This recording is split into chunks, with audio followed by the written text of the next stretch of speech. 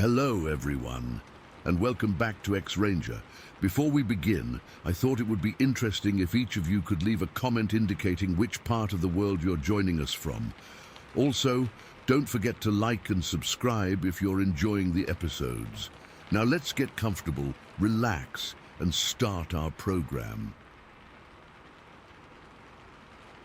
Okay, I'm just going to type this out. I've been sitting on it for a while now, but it's one of those things that just eats at you, you know? I need to get it off my chest. I don't know what we saw or what was out there with us, but I know it was real. My hands are still a little shaky even now, just thinking about it. It was a Saturday in late August. We'd been cooped up for what felt like forever, and my wife had the idea to go up to Aspen Grove in Utah. It's a place her family used to camp at when she was a kid. It sounded perfect. A nice, easy day hike. Our kids, our son who's 7 and our daughter who's 11, were bouncing off the walls with excitement. The whole car ride up was just them asking, "Are we there yet?" on a loop. We got to the family camp area around 10 in the morning. The air was clean and thin, with that smell of pine and dry earth that just feels like the mountains. We unloaded our stuff, had some lunch, and decided to hike up to the falls. It's a popular trail, well marked, and we figured it would be a safe bet with the kids. The walk up was great. The kids were laughing, pointing out squirrels and weird-shaped rocks. My daughter was our little navigator, proudly holding the trail map. My son was just happy to be throwing stones into every puddle he saw. We reached the falls, maybe an hour and a half later. They weren't huge, just a pretty cascade of water down some rocks into a small, clear pool. We sat for a while, had some snacks, took a few pictures. Everything was normal. Perfect, even. We started heading back down, maybe around 2 in the afternoon. I remember checking my watch, thinking we had plenty of time before we needed to start thinking about dinner. The trail back was all downhill, which was a relief for the kids' little legs. We were talking, not really paying super close attention, just following the path. That was our first mistake. I don't know exactly where it happened, but at some point, the trail just didn't look right. The trees seemed closer together. The path was narrower, more overgrown. My daughter was the first to say something. "Dad, this doesn't look like the map." I took the map from her. She was right. We should have been on a wide, well-trodden path. This was not that. It was more of a deer trail, just a thin line through the underbrush. We figured we'd just missed a turnoff, so we decided to push forward, thinking it would loop back around to the main trail. It didn't. We walked for what felt like half a mile, but it was slow going. The trail was getting worse. Branches were scraping our arms and legs. We had to duck under fallen logs. My wife was getting anxious. I could hear it in her voice. "Are you sure this is right?" I wasn't sure at all, but I didn't want to admit it. I'm the dad. I'm supposed to know. Then we hit a spot where the trail just seemed to end at a wall of thick brush. That's when the real worry started to set in. The sun was still high, but you could feel the late afternoon chill starting to creep in. I climbed up on a small, mossy boulder to try and get my bearings, and my heart just sank. Way down below, through a gap in the trees, I could see the state campground. We had overshot our camp by a huge margin. We were way too high up. Panic is a cold feeling. It starts in your gut and just spreads outwards. We were lost, with 2 young kids, and the thought of being stuck on this mountain after dark was terrifying. I made a decision, maybe a stupid one, but it felt like the only one. Instead of trying to fight our way back up to find the main trail, I decided we would go down. Straight down the mountain slope. It looked steep, but not impossible, and it would get us to the campground faster. So we started descending. It was brutal. It wasn't a path at all, just a tangle of fallen trees, loose rocks, and thorny bushes. We were all slipping, grabbing onto tree trunks for support. My son started to cry a little, and I had to carry him on my shoulders, which made the going even harder. My wife was holding my daughter's hand, both of them silent, their faces tight with concentration and fear. Every sound, A snapping twig, the scuttle of some animal in the leaves, made us all jump. The forest, which had felt so peaceful and welcoming just an hour before, now felt like it was watching us. And then we stepped into a small clearing. It wasn't a meadow or anything pretty. It was just a patch of ground, maybe 20 feet across, where the trees thinned out and the sun came through. The ground was mostly hard-packed dirt and a few patches of scraggly grass. My daughter and I stepped into it at the same time, and we both stopped dead. Right there, in the middle of the clearing, pressed into the dirt, was a footprint. It wasn't a bear print. I've seen bear prints. It wasn't a deer. It was a footprint, a huge, impossibly huge footprint. I just stood there, my brain refusing to process what my eyes were seeing. My daughter let out a tiny, choked gasp, and her hand clamped onto my arm so hard it hurt. The print was massive. I'm 6 feet tall, and my own foot is a size 12. This thing made my boot look like a toy. I'd say it was about 15 inches long. The width at the ball of the foot had to be 6, maybe 8 inches across. It had a clear arch and 5 distinct toes, but the most chilling part was how deep it was. The ground in that clearing was hard. It was dry, packed earth. But this print was sunk in, I'd say a good 1/4 of an inch deep. My wife and son caught up to us. "What is it? Why did you stop?" my wife asked, and then she saw it. Her words just died in her throat. She pulled my son closer to her. We all just stared at it. There was no joking, no, "Hey, look at that." It was a silent, shared moment of pure, cold dread. We all knew instantly that this was something that shouldn't be. My mind was racing. I'm a practical guy. I fix things for a living. I needed some kind of explanation. Maybe it was a hoax, someone with a giant wooden stamp, but we were miles from anywhere, on a slope so steep and overgrown nobody would ever come here for a prank. That's when I did something stupid. I was still holding my son on my shoulders. I put him down next to my wife. "Stay here," I whispered, though I have no idea why I was whispering. I walked over to a spot of dirt right next to the giant print. I weighed 220 pounds. I jumped up and down as hard as I could, trying to make an impression. I stomped my boot heel into the ground with all my weight. The best I could make was a faint scuff mark. You could barely even see it. I looked from my pathetic little scuff back to that deep, perfectly defined 15-inch long footprint. The difference was staggering. It felt like a physical blow. Whatever made that print was so heavy, so impossibly massive, that the hard ground might as well have been wet clay. The math in my head was terrifying. To sink in that deep on this ground, it had to be something weighing. I don't even know. A lot. More than anything that should be walking around on 2 legs in these woods. That's when the fear really locked in. It wasn't just being lost anymore. It was the overwhelming, suffocating feeling that we were not alone, that something was out here with us, something big. My eyes started scanning the trees around the clearing. The shadows between the trunks seemed darker, deeper. Every lump of moss on a log looked like it could be a crouching shape. The forest had gone completely silent. No birds, no insects, nothing. It was a dead, heavy silence that felt like it was pressing in on my eardrums.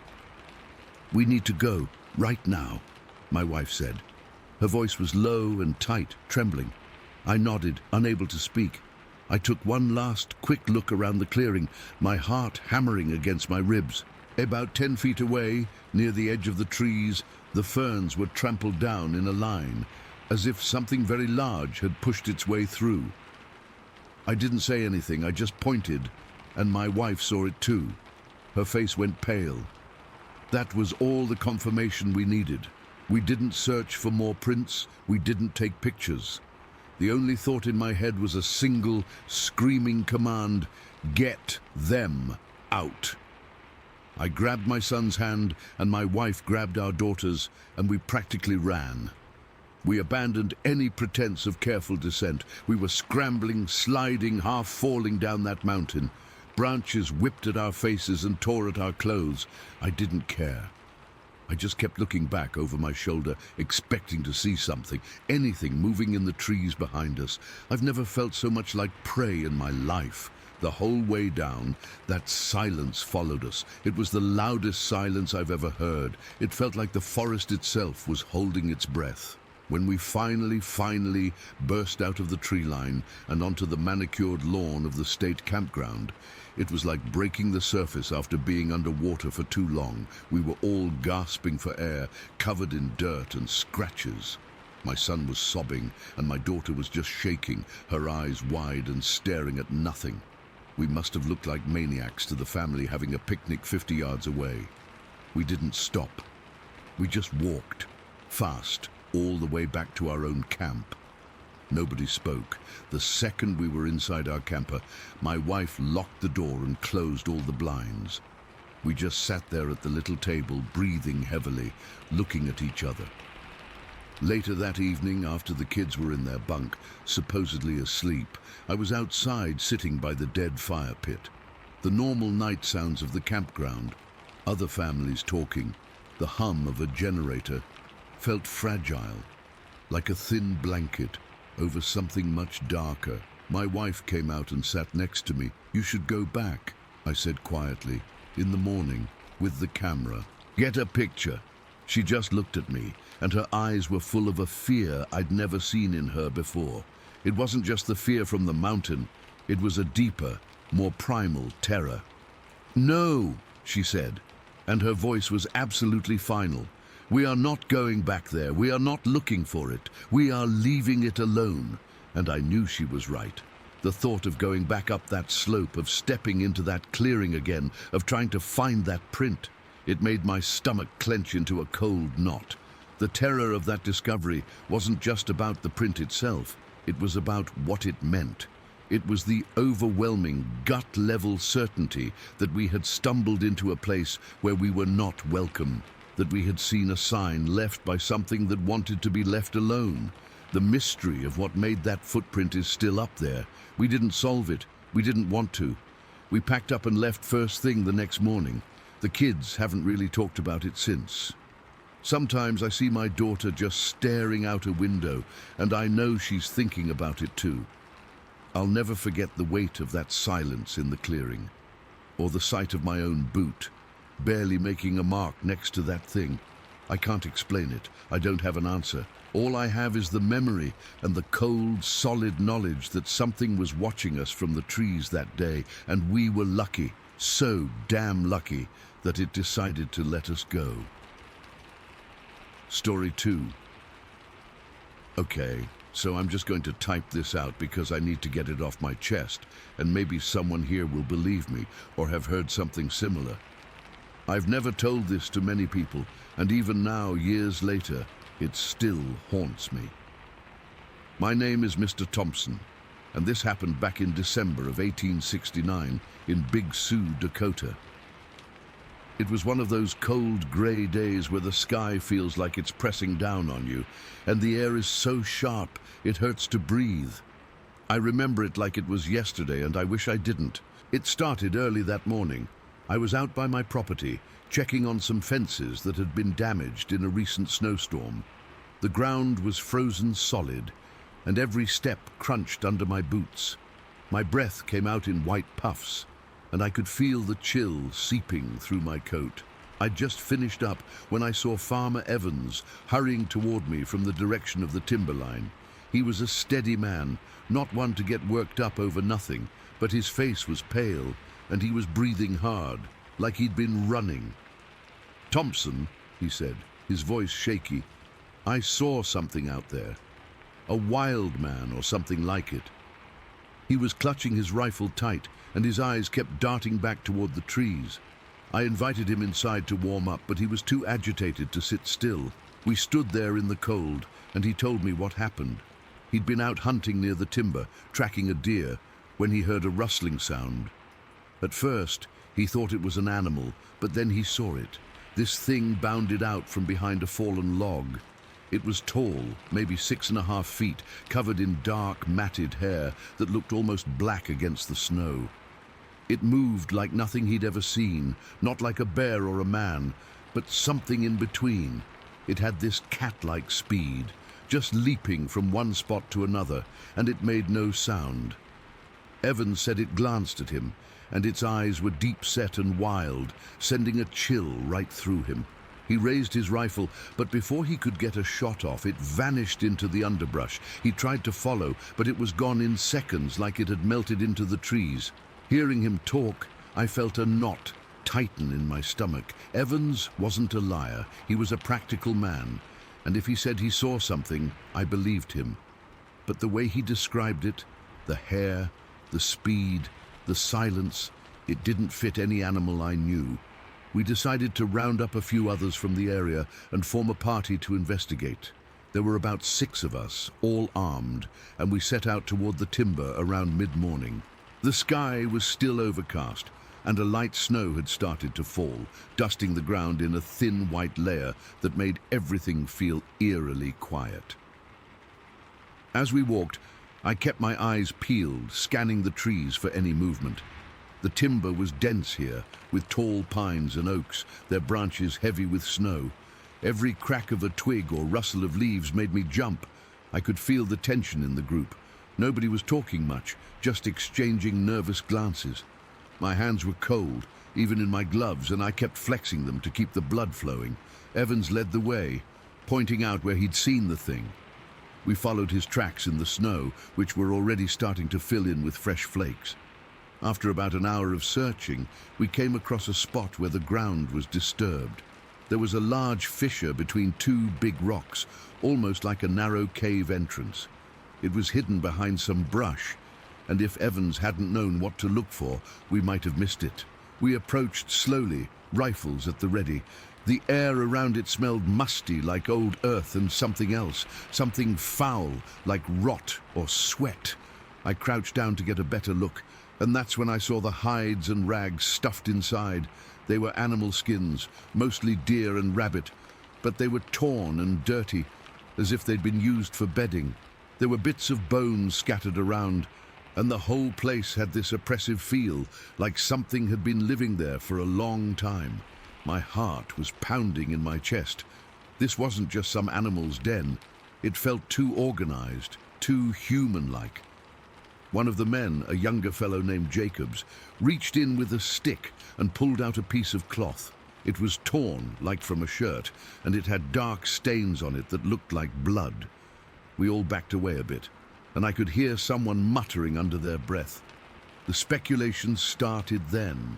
Someone mentioned the story of a French settler from years ago who'd murdered his family and disappeared into the wilderness. People said he'd gone mad, living like an animal, but I'd always thought it was just a tale to scare kids. Now, standing there, it didn't seem so far-fetched. We decided to set up a watch and see if the thing would return. We spread out, hiding behind trees and rocks, trying to stay quiet. The snow kept falling, and the cold was starting to bite through my clothes. I remember shifting my weight from foot to foot to keep from freezing, my fingers numb around the rifle stock. Time dragged on, and nothing happened. The silence was deafening. All I could hear was the wind whistling through the trees and the occasional drip of melting snow. My mind started to wander, thinking about what this thing could be. Was it a man? A beast? The uncertainty was worse than knowing. Then, around midday, we heard it. A low, grunting sound from deeper in the timber. It wasn't loud, but it was enough to make everyone tense up. Evans signaled for us to move forward, and we crept toward the noise. The undergrowth was thick, and every step felt like it took forever, my boots sinking into the snow. I could feel the adrenaline pumping through me, making my hands shake. We emerged into a small clearing, and that's when we saw it. The thing was there, standing in the open space, maybe 50 yards away. It was even bigger than Evans had described, with long arms and a hunched posture. Its hair was thick and shaggy, covered in snow, and it moved with this unnatural grace, like a cat stalking prey. It turned its head toward us, and I saw its face. It was human-like, but twisted, with a broad nose and deep eyes that seemed to gleam in the dim light. For a second it just stood there, and then it let out this guttural cry that echoed through the trees. It was a sound I'll never forget. Half human, half animal, full of rage or fear. I couldn't tell. That's when the dogs we'd brought along, a couple of hounds that belonged to one of the men, started barking and lunging forward. They broke free from their leashes and charged toward the thing. It didn't run at first. It just watched them, and then it bounded away with that same cat-like speed Evans had talked about. It crossed the open space in seconds, its feet barely touching the ground, and the dogs were right on its heels, barking wildly. We all started running after them, but it was hard to keep up in the snow. I could feel my lungs burning from the cold air, and my legs ached with the effort. The thing led us toward a ravine, a steep drop-off that was partly hidden by trees. As it reached the edge, it didn't slow down. It just leaped across, landing on the other side with ease. The dogs followed, but one of them slipped on the icy edge and tumbled down into the ravine. We heard it yelping, and then silence. We stopped at the edge, peering down into the darkness. The ravine was deep, with a stream at the bottom, and the sides were slick with ice and snow. There was no sign of the thing or the dog that had fallen.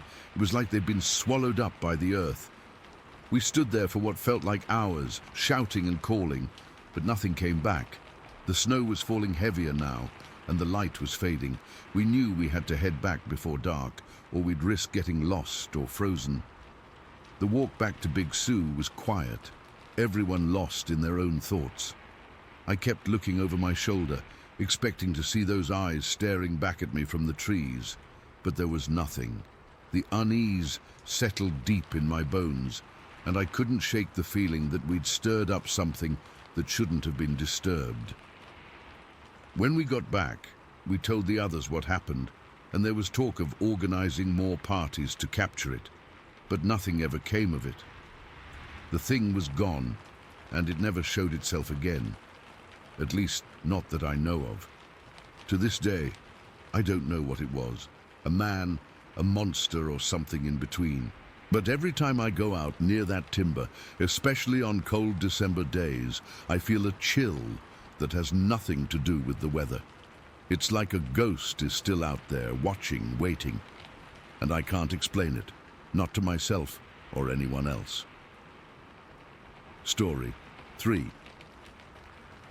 My front brake had been rubbing a little on the ride over, and I'd meant to fix it before heading back, but I'd forgotten.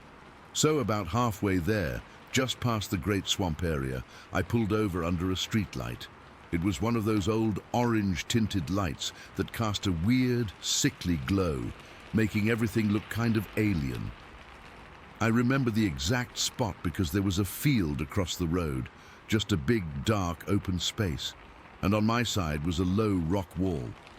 I leaned my bike against the wall and got to work, fumbling with the brake caliper. My fingers were getting stiff from the cold. That's when I heard it. At first, it was just a sound I couldn't place, a slow, heavy thump, thump, thump from the field across the road. It wasn't rhythmic like machinery. It was organic. It was the sound of footsteps, but not human footsteps. These were heavy. Each one was a solid impact, like someone was dropping sacks of wet cement onto the ground. Thump, thump. I stopped what I was doing and just listened, my head cocked. My heart started doing this little skip beat thing. It was stupid, I told myself. It was probably a cow or a deer, something big moving through the field, but the field was empty pasture land. There weren't any cows in there that I knew of. Then a dog started barking. It wasn't the neighborhood. It was coming from the same direction as the footsteps, from a house way back in the darkness behind the field. And this dog wasn't just barking. It was going insane. It was a high-pitched, frantic, panicked sound. The kind a dog makes when it's absolutely terrified. That sound, more than the footsteps, is what really triggered the fear in me. It was a primal switch being flipped. That dog knew something was out there that shouldn't be. The footsteps kept coming. Thump, thump. They were getting closer to the road. I stood there frozen, my bike tool still in my hand, just staring into the blackness of the field. I couldn't see anything. It was just a wall of dark, but I could hear it, and I could hear that dog screaming its head off, and then, as suddenly as it started, the dog stopped, just cut off. Silence. The heavy footsteps stopped too. The quiet was worse. It was a thick, waiting silence. The hair on my arms and the back of my neck was standing straight up. My mouth went completely dry. I remember thinking, just get on the bike and go, just go. But I was paralyzed. I was trying to peer into the darkness, my eyes straining, convinced I was seeing shapes moving that probably weren't even there. And then it stepped into the light. It came out from the edge of the field, right at the tree line, and moved into the circle of orange glow from the street lamp. It was maybe 20-25 feet away from me, right across the two-lane road. It was huge. I'm 6 feet tall, and this thing had to be at least 7.5, maybe 8 feet. And it was white, not pure white like snow, but a dirty, light-colored hair, long and kind of shaggy. It was built like a nightmare. Its legs were thick, like tree trunks, and its arms were even longer and thicker, hanging down past its knees. It had massive hands, I remember that clearly, with fingers that looked too long. It was crouching forward, its knuckles resting on the pavement of the road, like a gigantic ape. But its face was what froze the blood in my veins. It wasn't a gorilla's face. It was more human than that, but wrong. It had a heavy brow ridge and deep-set eyes that were just dark pits in the streetlight. I couldn't see any color in them, just shadows. It had a flat nose and a prominent jaw. It was covered in the same light hair, but shorter on its face. It was just standing there, crouched on its knuckles, and it was looking right at me.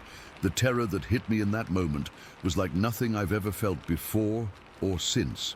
It wasn't just fear. It was a deep, ancient, cellular-level panic. Every instinct in my body was screaming at me that I was prey, that this thing was a predator, and I was looking right at it, its eyes locked onto mine. That was the worst part. The intelligence in that look. It wasn't the blank stare of an animal. It was a calculating, focused gaze. It was looking at me, assessing me. I felt completely seen, completely exposed. I remember my breath caught in my throat, and I made this tiny, choked sound. Then it moved. It didn't make a sound. It just shifted its weight, its massive shoulders rolling, and it seemed to coil itself. It was getting ready to charge. I knew it. I didn't think it. I knew it. In that split second, I knew if I hesitated for one more heartbeat, it would cross that road and be on me. I dropped the bike tool. It clattered on the pavement, but I didn't even hear it. I grabbed my bike, my hands fumbling, slick with a cold sweat. I swung my leg over the seat, and I pushed down on the pedal with every ounce of strength I had. The bike lurched forward. I didn't look back. I just pedaled. I pedaled like my life depended on it, because in that moment, it absolutely did. I was crouched low over the handlebars, my legs pumping, my heart hammering against my ribs so hard I thought it would burst. And then I heard it behind me. The sound is burned into my brain. First, it was the sound of it running on two legs, two heavy, pounding thump-thump sounds on the asphalt. They were so fast, so powerful.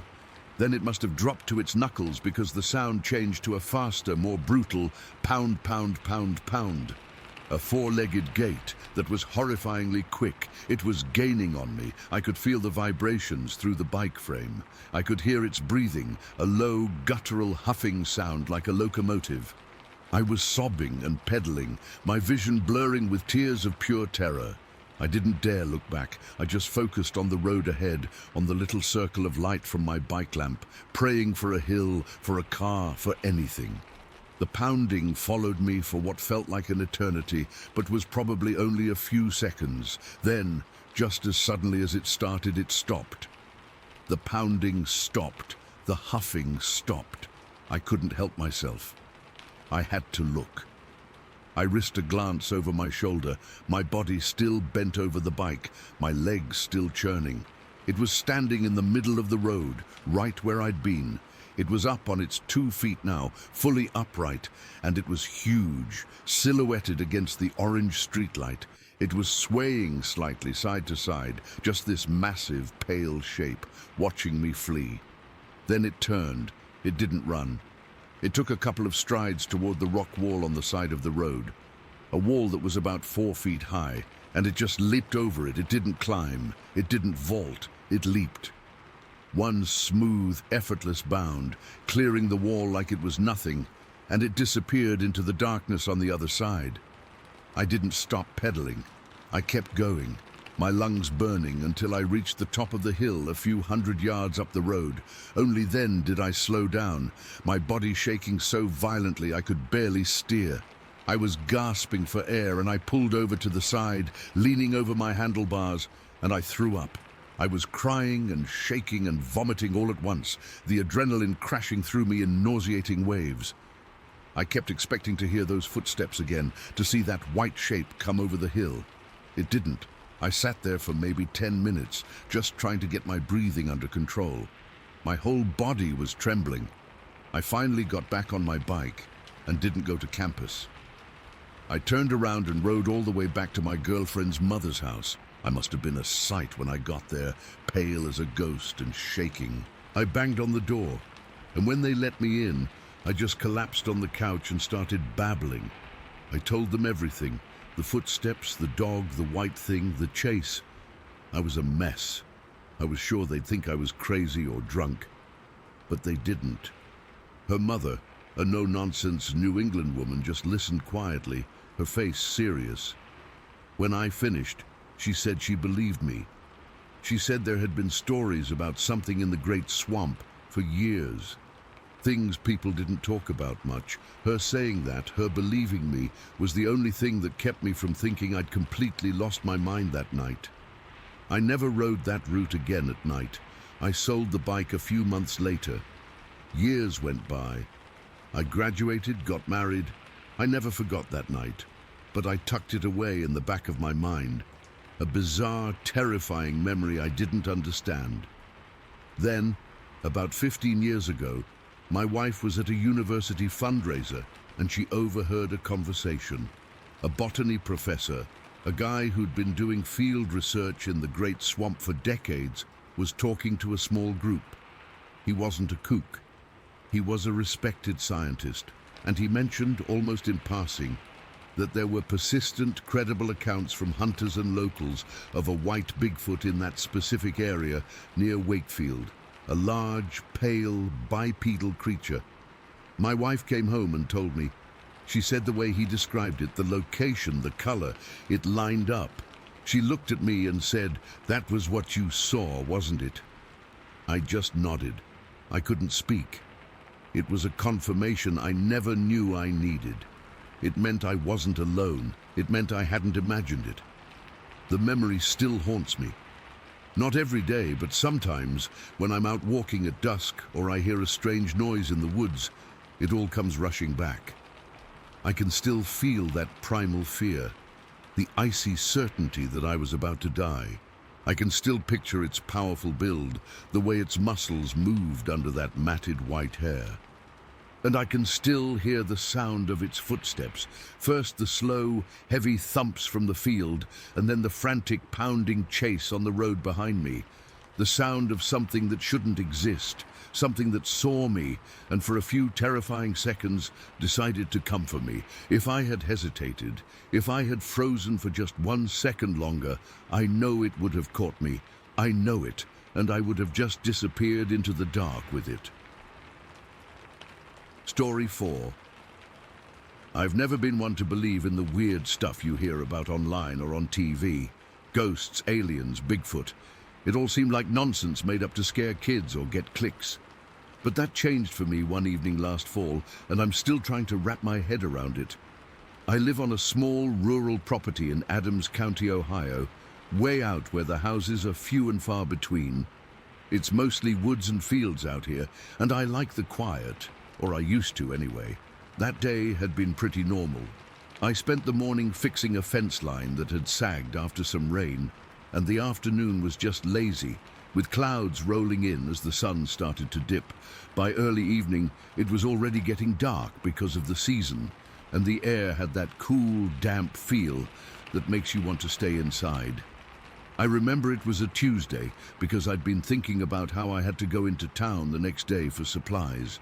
The sun had set maybe half an hour before, and the sky was that deep blue-grey color you get right before full night sets in. I've got two dogs, an older Labrador mix named Buddy and a younger Shepherd mix I call Scout. They're usually pretty calm, but they know when it's feeding time. Around what must have been 6 or 7 in the evening, they started whining and pacing by the back door, so I figured I'd better get their dinner ready. I grabbed their food bowls from the kitchen, filled them with kibble from the bag in the pantry, and headed out back. My property has a clearing behind the house, maybe 50 feet across, with woods on 3 sides. There's a motion sensor light by the door that kicks on when you step out, but beyond that, it's pretty dark, especially once the sun's down. As soon as I opened the door, I knew something was off. Normally the woods are alive with sounds, crickets chirping, owls hooting, maybe a distant coyote or two.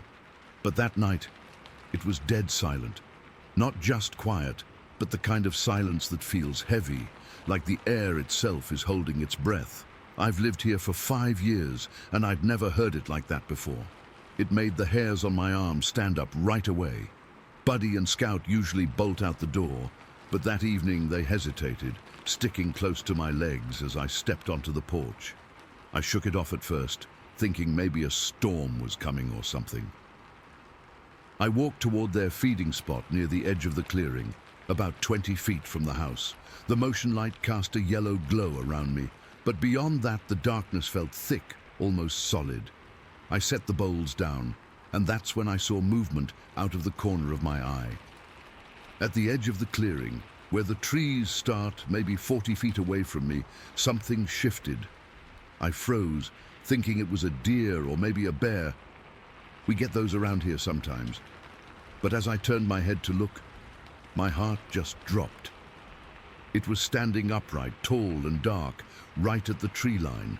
At first my brain tried to make it into a tree stump or a shadow, but it was moving or had moved. Then it went still, and I could see it clearly in the dim light.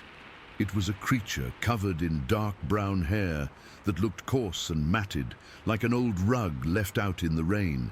It had wide shoulders, way broader than any man I've ever seen, and it was just standing there, motionless, facing me. Its head was kind of blocky, and I couldn't make out much detail in the face, but I got the sense it was watching me. Not in a curious way, but intense, like it was sizing me up. My breath caught in my throat, and I felt this cold sweat break out all over my body.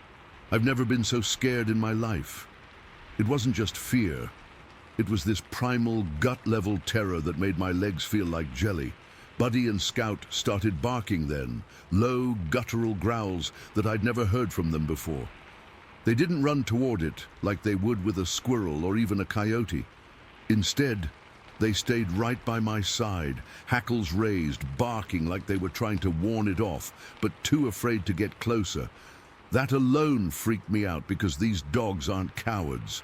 Scout once chased off a raccoon twice his size. We just stood there, me and the dogs, locked in this standoff with this thing. It didn't move, didn't make a sound. The silence around us was so absolute that the dogs' barks sounded unnaturally loud, like they were echoing in a cave.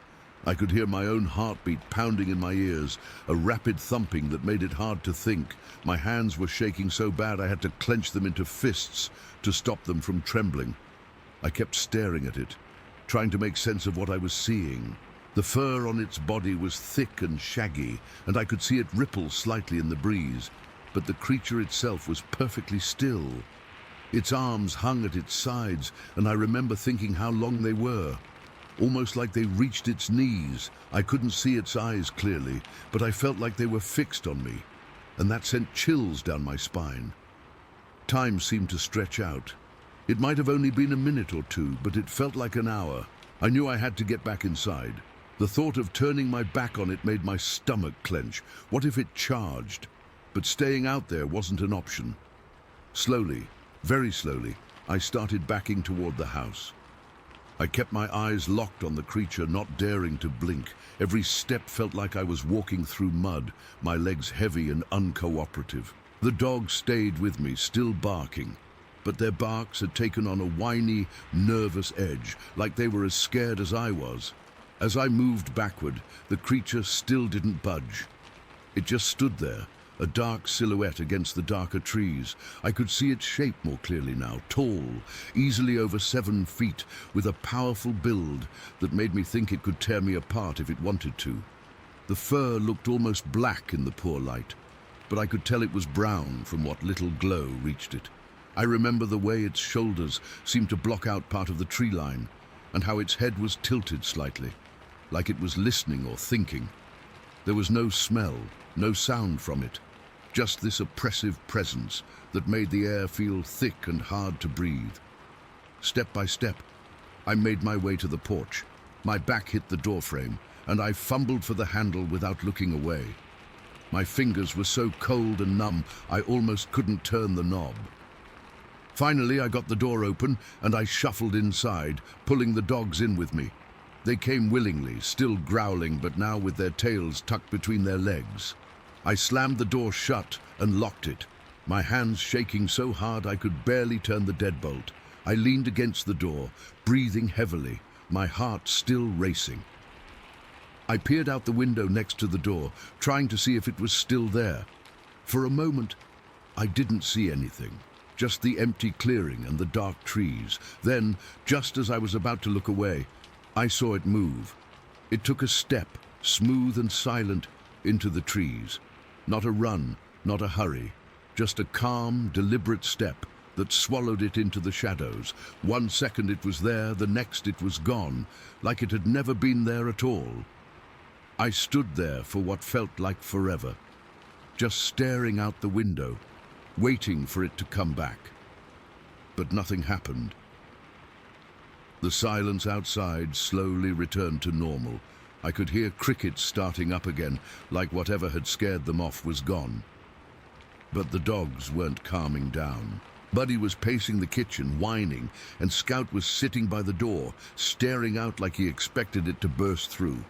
I ended up feeding them right there in the kitchen, instead of outside like usual. They ate, but they were jumpy, flinching at every little sound.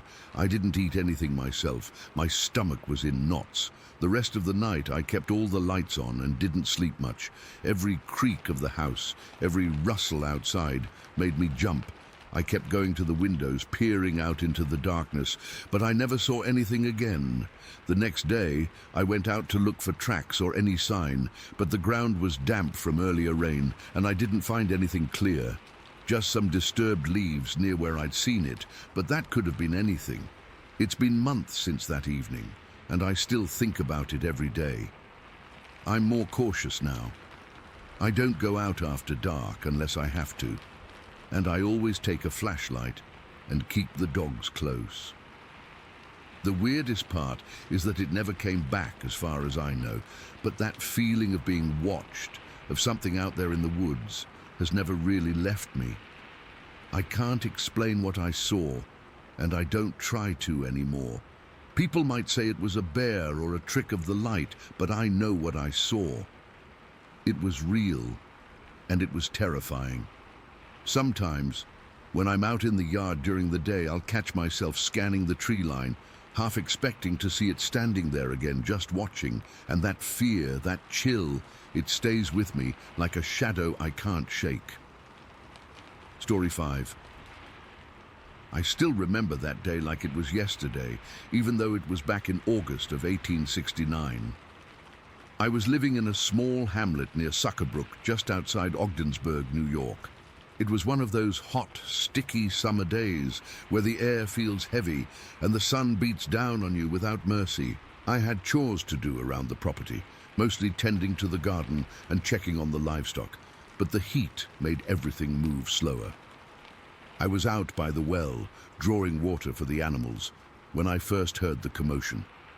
It started as a distant shout, then grew into a panicked cry that cut through the quiet of the afternoon. A boy from down the road came running toward the cluster of houses, his face pale as a ghost, his clothes soaked with sweat and creek water. He was maybe 10 or 11 years old, one of the Johnson kids, I think. But we didn't use names much around here. Everyone just knew each other. He was gasping for breath, stumbling over his words, and at first I thought he'd fallen in the brook or seen a snake. But the terror in his eyes was something else entirely. It was a raw, primal fear that made the hairs on my arms stand up. He collapsed near the fence, and a few of us gathered around him. My heart was pounding in my chest because I'd never seen a child so scared. He kept pointing back towards Suckerbrook, his hand shaking uncontrollably. "It took my minnows," he stammered, his voice cracking. "It came out of the trees and just grabbed them from the pail and ate them right there." He was crying now, big heaving sobs that made it hard to understand him at first. I knelt down beside him, putting a hand on his shoulder to steady him, and I could feel how cold his skin was despite the heat. That's when I noticed the smell, a weird, musky odor clinging to him like wet fur and something rotten, something I'd never encountered before.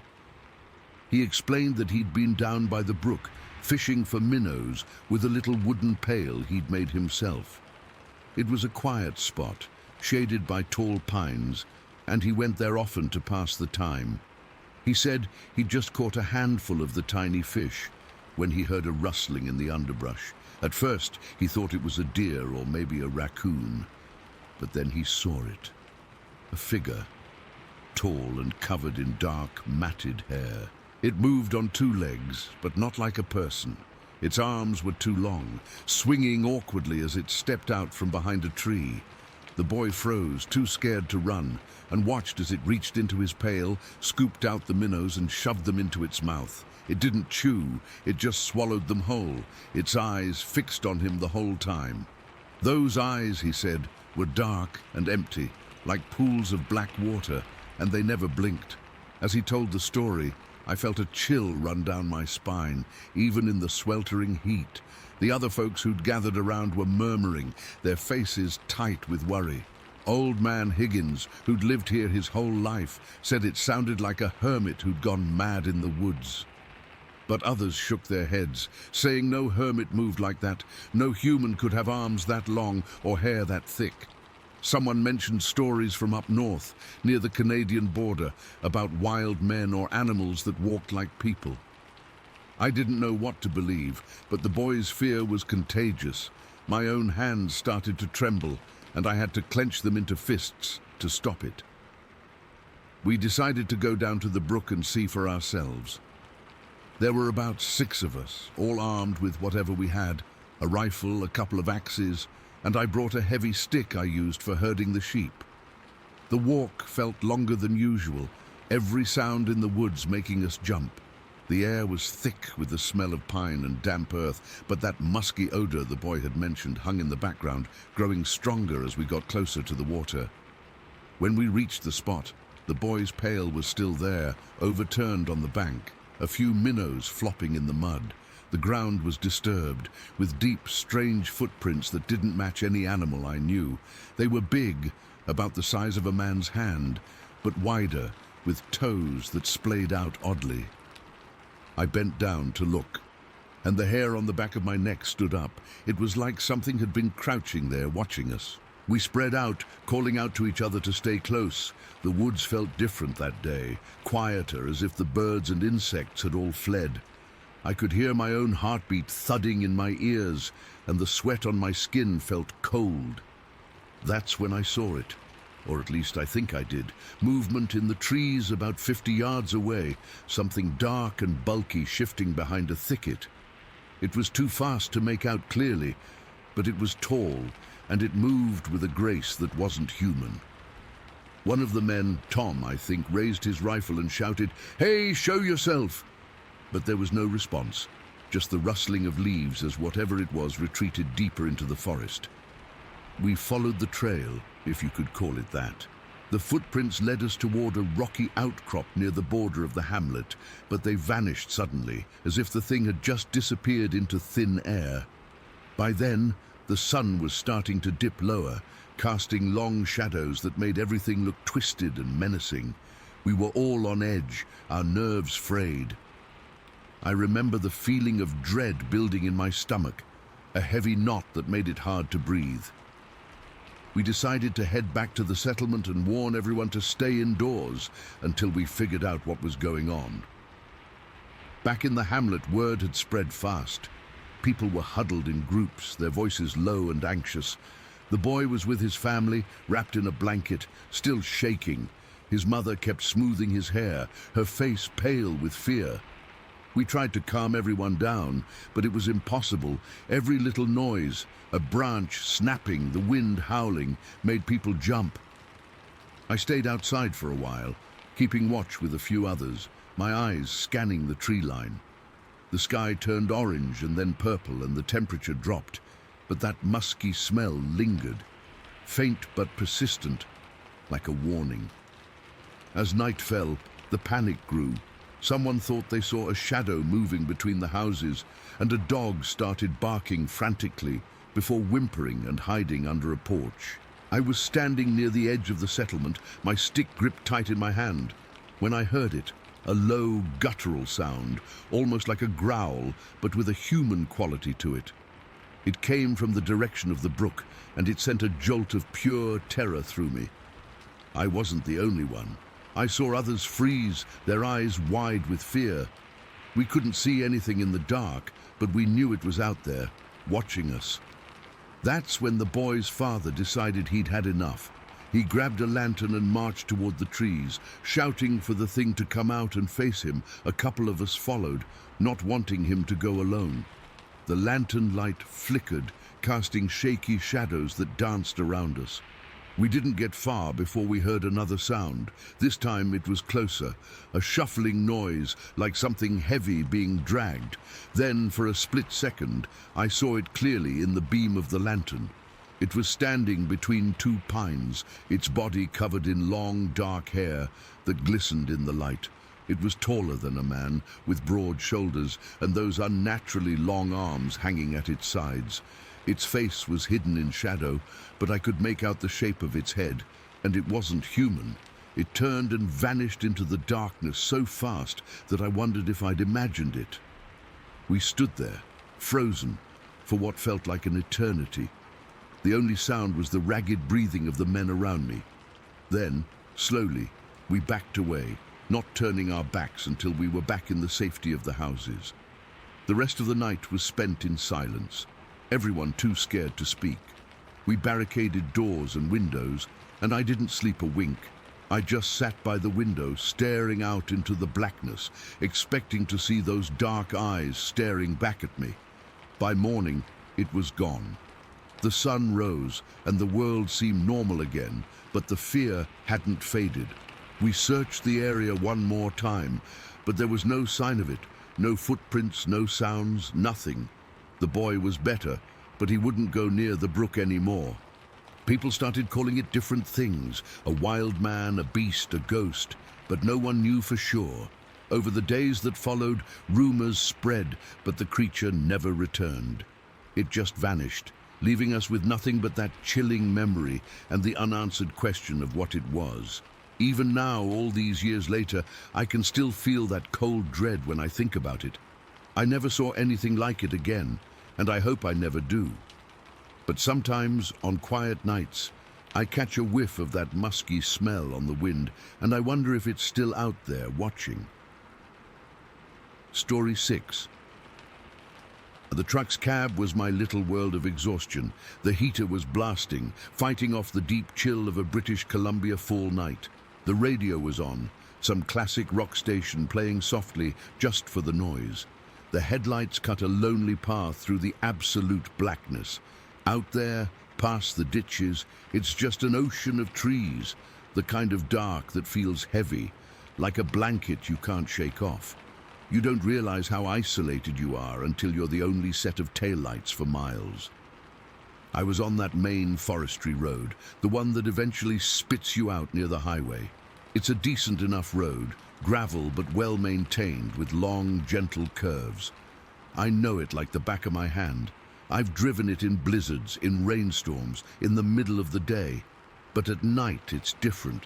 Your world shrinks to just the patch of road illuminated by your headlights, and your mind starts playing tricks on you. You see stumps look like bears, and the sway of a branch in the wind looks like something moving. You get used to it. You learn to ignore the jump scares your own brain provides. I was probably going about 50, maybe 60 kilometers an hour, not fast, but not crawling either. I was just coasting, my mind numb with fatigue, my hands on the warm steering wheel. I remember thinking about the coffee in my thermos, wishing I'd saved more for the drive. I remember the specific tinny sound of a guitar solo fading out on the radio. Then something moved. It wasn't in the periphery. It was dead ahead, right at the edge of my headlight's reach, a shift in the darkness. My brain, tired as it was, tried to file it away as another trick. A moose, maybe. We get a lot of moose on this road. You have to be careful. My foot instinctively lifted off the gas and hovered over the brake. But then it stepped fully into the beam of my lights. It wasn't a moose. My body went cold. Not the cold from outside, but a deep internal cold that locked up my joints. My breath just stuck in my throat. It was tall. So unbelievably tall. It had to be over 7 feet, easy, and it was walking upright. Not hunched over like a bear, but straight up on 2 legs, with a powerful, heavy build that was clear even from a distance. Its arms were long, swinging slightly with its movement. It was covered in hair. Not fur, like a bear. This was different. It was a shaggy, dark brown, almost black coat, and it looked thick, like a wet shag carpet. The head was big, set on broad shoulders, and I couldn't make out a neck. The whole thing was just this massive, solid silhouette backlit by my high beams. But the details were stark and horrifyingly clear. Time didn't slow down, it just became hyper-real. Every detail was burned into my brain, the way its shoulders moved, the sheer bulk of its torso. It was crossing the road from my left to my right, and it had this measured gait. It wasn't running. It wasn't startled, it was just walking with a heavy, deliberate pace. Each step looked like it had weight behind it, like it was planting its feet firmly with every stride. My brain was screaming at my body to do something. Hit the brakes! Hit the brakes! I slammed my foot down. The tires bit into the gravel, and the truck shuddered, the anti-lock brakes making that awful grinding sound. I was maybe 100 feet away when I stopped. The front of my truck angled slightly. It was right there, in the middle of the road, and it didn't even flinch. That was the first thing that truly terrified me. The headlights were right on it. My high beams were on. This thing was lit up like it was on a stage. Any animal, a deer, a moose, a bear, would have frozen or bolted or looked directly at the lights with those glowing eyes. This thing didn't do any of that. It just kept walking. It didn't speed up. It didn't slow down. It completed its crossing as if I wasn't even there, as if my 2-ton truck and blinding lights were nothing more than a minor inconvenience, a gnat buzzing past. Its head was turned slightly away from me, but I got the overwhelming, gut-churning feeling that it was completely aware of me, that it knew I was there, it knew what I was, and it simply did not care. It radiated this presence. I know that sounds like something from a movie, but I don't have a better word for it. It wasn't just a big animal. It carried an intelligence with it, a quiet, ancient confidence that made the hair on my arms and the back of my neck stand straight up. My heart wasn't just beating fast, it was slamming against my ribs, a frantic, painful drumming that made my vision pulse. It took 3 more steps. Each one was heavy, purposeful. I could almost feel the thud through the truck's frame. Then it reached the ditch on the right side of the road. It didn't scramble down. It just stepped down into the shallow ditch and then up the other side. Its movement fluid and powerful for something so huge. It moved into the tree line, and for a second, its massive form was a black shape against the slightly less black forest. And then it was gone, just swallowed by the shadows. No sound, no cracking branches, nothing. It vanished, as if it had never been there. I sat there. I don't know for how long. My hands were clenched on the steering wheel so tight my knuckles were white. I was shaking, a full-body tremble that started in my legs and worked its way up to my jaw. I couldn't get my breathing under control. It was coming in these short, ragged gasps. I felt nauseous. The warmth from the heater suddenly felt suffocating. I stared at the spot where it had disappeared. The trees were just trees again, dark, impenetrable. But now they felt like a curtain, hiding something I couldn't unsee. My mind was racing, trying to find a logical explanation. A guy in a ghillie suit at 11:30 at night on a remote forestry road. Why? And the size, the sheer impossible size, and the way it moved. It wasn't a person, it wasn't a bear. I've seen bears walk on their hind legs. It's clumsy, awkward. This was natural. This was its normal way of moving. I realized my truck was still running, still in drive. My foot was still jammed on the brake pedal. I had to get out of there. The urge to just floor it, to get as much distance between me and that spot as possible, was overwhelming. But another, deeper fear kept my foot on the brake. What if it was still there, just inside the tree line, watching? What if I started moving and it decided to come back out? I forced myself to look away from the forest edge and back to the road ahead. It was empty. Dark. I took my foot off the brake and eased it onto the gas. The truck crept forward. I was driving at a walking pace, maybe 10 kilometers an hour. My eyes were darting everywhere. The road, the ditch on the left, the ditch on the right, the wall of trees. Every shadow was a threat. Every rustle of the wind through the pine needles was the sound of it moving, following me. I reached the spot where it had crossed. I couldn't help it. I slowed to a crawl and looked down. The gravel was disturbed. There in the middle of the road was a clear, deep impression. It wasn't a hoof print. It wasn't a paw print. It was long, almost like a human foot, but massive, way bigger than any boot print I'd ever seen. And beside it, another one. The sight of those prints made my stomach lurch. Proof.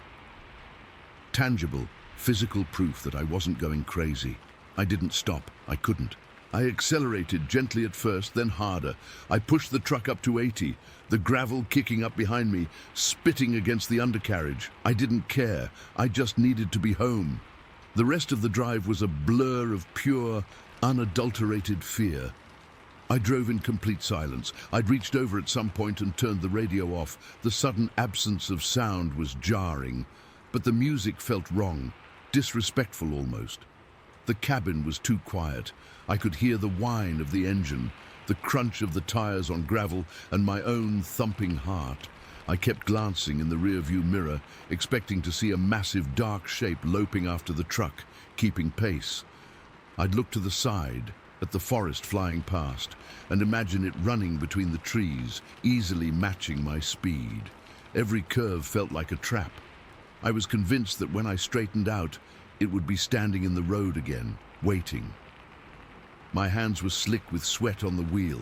The familiar landmarks, the big bent pine, the old logging turnoff that usually signaled I was getting closer to home, now felt like stages for some new horror. The comfort was gone. The road had been violated. When I finally saw the lights of my own driveway, I've never felt such a wave of relief. It was weak, watery, but it was there. I pulled in, killed the engine, and just sat for another 5 minutes, listening to the tink, tink, tink of the engine cooling down. I stared at my dark house, my safe place. But it didn't feel safe anymore. The woods behind my property, which I'd always found peaceful, now felt like they were holding a secret. A big, dark secret that had just crossed the road in front of me. I finally got out, my legs still shaky. I locked the truck door, then practically ran to my front door, fumbling with the keys. I got inside, locked the deadbolt, and leaned against the door, breathing heavily. I didn't turn on any lights for a long time. I just stood there in the dark, listening. I was listening for footsteps on the porch, for the sound of something big moving through the bushes outside my window. I went through the motions of getting ready for bed, but I knew sleep wasn't coming. I kept going over it in my head. The way it moved, the way it didn't care about my truck. That feeling of it being aware. I'd look out my bedroom window into the blackness and my skin would crawl. I was a grown man, a logger, used to being in the woods, used to dealing with wildlife. I'm not easily spooked. But this had reached into me and flipped a switch on a primal fear I didn't even know I had. The next day, in the bright, clear light of a Sunday morning, the doubt started to creep in. Maybe I was more tired than I thought. Maybe it was a trick of the light and shadows, a very big, very strange-looking bear. My mind tried its best to sanitize what I'd seen, to package it into something that could fit into my understanding of the world. But I couldn't shake it. I couldn't unfeel that cold terror. I couldn't erase the image of that massive, upright form, moving with a purpose that had nothing to do with me, yet knowing everything about me. I drove that road again for my next shift during the day. I looked for the footprints. They were gone, washed away by the wind or covered by other vehicles. There was no sign. I never saw it again. I've driven that road 100 times since, late at night, early in the morning.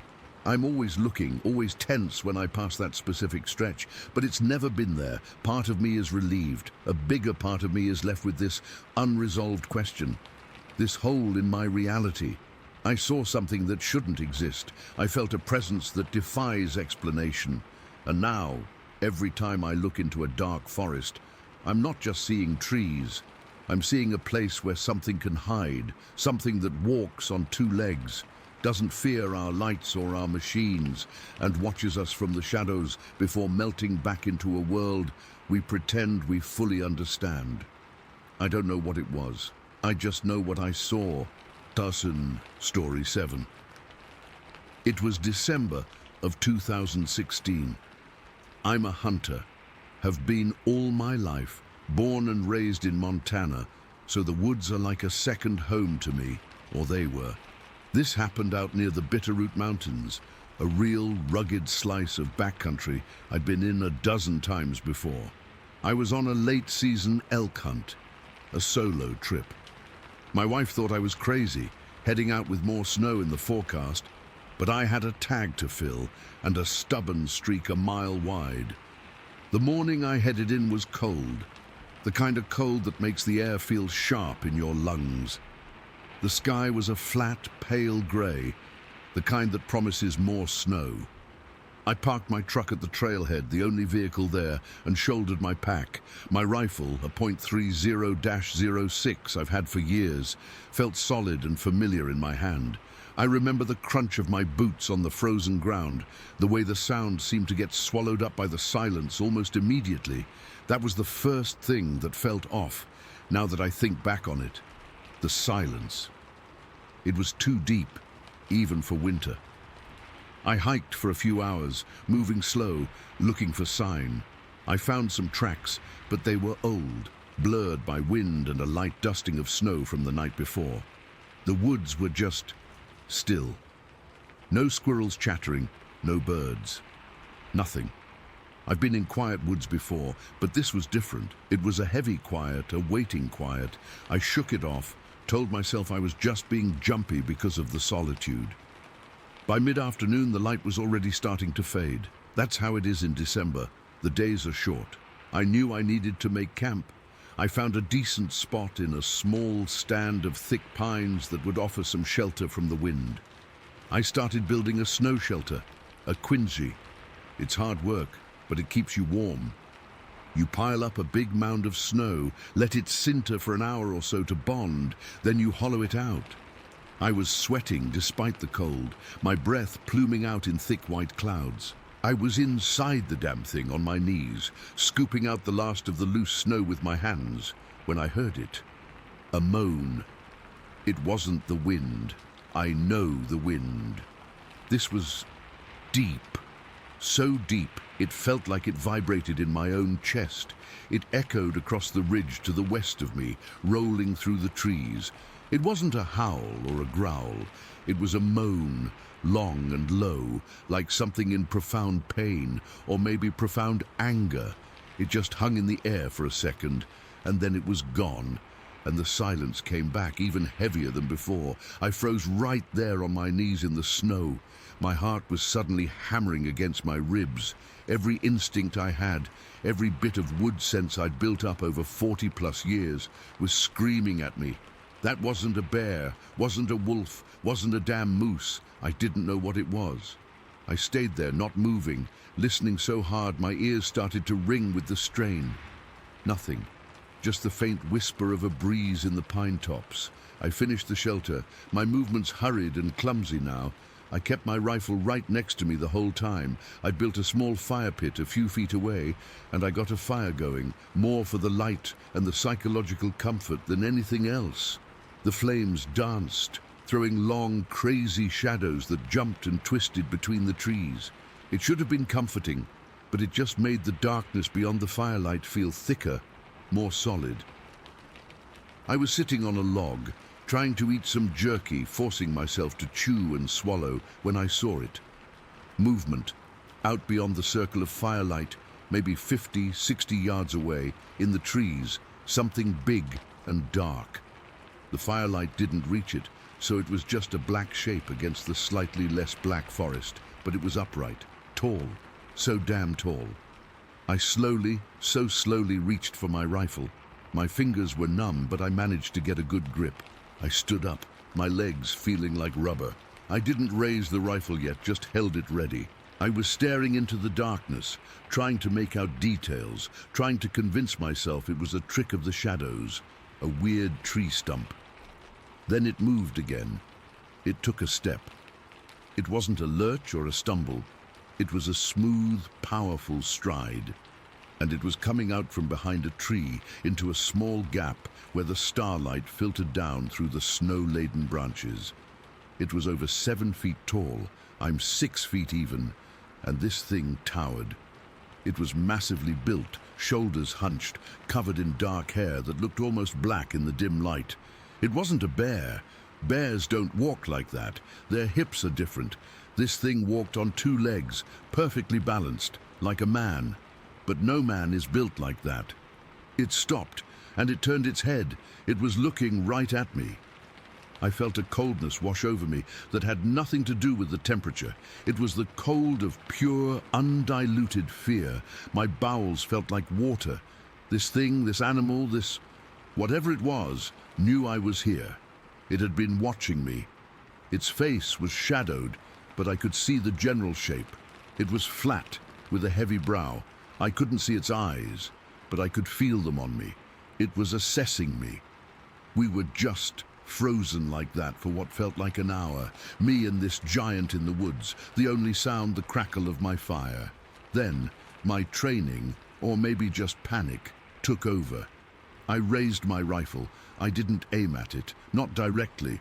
I was going to fire a warning shot, scare it off. I jerked the rifle up and squeezed the trigger. The blast was deafening in the silence. The second the shot rang out, the thing reacted. It didn't jump or startle. It let out this sound, this loud, forceful exhalation, "Hoo woof!" like a bellows emptying, and then it started walking toward me. Not running, walking, a steady, deliberate, powerful walk, coming right for my camp. That was the most terrifying moment of my life, bar none. I've had a grizzly charge me once, and that was a blind, roaring panic. This was different. This was intelligent. This was purposeful. It was coming for me because I had challenged it. I was frozen solid. My finger was still on the trigger, but I couldn't move. I just watched this dark giant closing the distance, its movement silent and fluid over the snow. 40 yards, 30. I could smell it now, a sour, musky odor, like wet dog and old rotten meat. It was overwhelming. My brain finally unlocked. I jerked the rifle down and fired again, this time aiming low at the ground in front of it. The shot kicked up a spray of snow and dirt. The creature stopped. It let out a low groan, a different sound from the moan or the exhale. This was a sound of annoyance, pain. I saw it shift its weight, and that's when I saw the blood. A dark, wet patch on the snow near its left foot. My first shot, the wild one, must have grazed it. I hadn't even been aiming. It looked down at the blood, then back up at me. I expected a charge. I expected it to tear me apart. But it didn't. It just looked at me for another long moment, then turned and walked away, back into the trees, with that same unhurried, powerful gait. It disappeared into the darkness like it had never been there. I stood there, shaking so hard I could barely stand. The smell was still there, clinging to the air. I finally lowered my rifle, my arms aching. I looked at the spot where it had been. I could see the prints in the snow. Huge, man-like footprints, but way too big, and a small dark smudge of blood beside one of them. I didn't sleep that night. I couldn't. I banked the fire, trying to keep a good flame going, and I sat with my back against the quinsy, my rifle across my lap. The fear was a physical thing, a cold knot in my stomach, and it knew I was scared. About an hour after it left, the harassment started. First, it was a branch snap, a loud one, like a thick, dead limb being broken over a knee. It came from the trees to my left. I swung my rifle that way, my heart in my throat, nothing. A few minutes later, another snap from my right, then another from directly behind my shelter. It was circling me. Then I heard the pacing, heavy, deliberate footsteps, crunch, crunch, crunch, in the snow. Not trying to be quiet, letting me hear it. The footsteps would start, walk a pattern for a minute or two, then stop. Then start again from a different direction. I was spinning in place, trying to track the sound, the barrel of my rifle waving wildly in the dark. Then the groans started, those low, deep groans, not the loud moan from before. These were conversational, almost. They'd come from where the footsteps were. It was talking to me, letting me know it was still there, that it hadn't forgotten about me. The worst part was the throwing. I heard a hump as something heavy hit the side of my snow shelter. I flinched so hard, I almost dropped my rifle. I looked. It was a chunk of ice, about the size of my fist. It had been thrown from the darkness. A few minutes later, another one landed near the fire, spitting up embers. It wasn't trying to hit me. It was playing with me, tormenting me. The whole night was like that. The snapping, the pacing, the groans, the thrown ice, and that smell, that god-awful, sour, musky smell, would get stronger and then fade, telling me exactly where it was as it moved around my camp. I was a prisoner in a tiny circle of firelight, and it was the warden. I've never felt so small, so utterly helpless. I was just a piece of meat waiting for the butcher to decide it was time. The night felt like it lasted 1,000 years. I watched the stars slowly wheel across the sky, counting the minutes until dawn. My eyes were gritty, my body was trembling with cold and exhaustion and sheer terror. Every sound, every shift of a shadow made me jump. Finally, the black sky began to turn a deep, dark blue in the east. The stars started to fade. The sounds outside my camp had stopped about an hour before first light. The smell had faded. The silence returned, but it wasn't the heavy, waiting silence from before. It was an empty silence, a gone silence. I waited until the sun was fully up, casting a weak grey light over the snow. I was so stiff I could barely move. I stood up, my knees popping, and slowly, with my rifle at my shoulder, I scanned the tree line. Nothing. I took a few steps away from my shelter, my eyes on the ground, and I saw them. The footprints, they were everywhere, a wide, clear path where it had paced back and forth. The prints were huge. I knelt down to look. I took off my glove and laid my hand next to one. My hand looked like a child's. The print had to be over 16 inches long. It had a clear arch, a ball, and 5 toes. But the toes, they weren't like human toes. They were more symmetrical, and the big toe wasn't set apart. It was just wrong. And they were bloody. Not a lot of blood, but a clear, dark red blotch in the center of every single print. my graze shot. It had walked around my camp all night, bleeding, circling me, letting me know I'd pissed it off, and it wasn't going anywhere. I followed the trail with my eyes. It led from the trees, made a complete perfect circle around my Quincy and my fire pit, and then led back into the forest. My skin was crawling. It had been right here, all night, just a few feet away in the dark. I forced myself to pack my gear. My hands were shaking so bad I could barely roll my sleeping bag.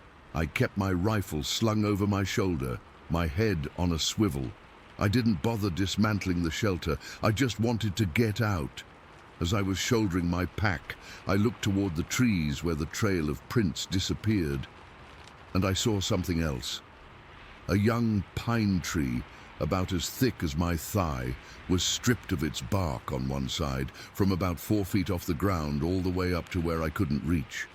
Long parallel gouges were carved deep into the wood beneath. Further on, a smaller sapling was snapped in half, the broken end pointing toward my camp. It was a display, a message. I started hiking out. I didn't look for elk. I didn't stop to rest. I just walked as fast as I could through the snow, following my own tracks back to the truck. The whole way, I had this intense, prickling feeling on the back of my neck, the feeling of being watched. I'd spin around, rifle ready, but there was never anything there, just the silent, empty woods. I made it to my truck, fumbled the keys, and got the hell out of there. I drove straight home. I didn't tell my wife the whole story, not then. I just said I got spooked by a bear and came home early. A few days later, when the shock had worn off enough for me to think straight, I wrote it all down, every detail. I dated it. I drew the footprints. I documented it for myself, because I knew no one would ever believe me. I've never gone back to that spot. I don't even like going into the deep woods anymore. I'm a practical man. I believe in what I can see and touch. But I saw it. I heard it. I smelled it. I wounded it. And it spent the whole night letting me know that was a mistake. I don't know what it was. I've heard the stories, the names people use, but I don't say them.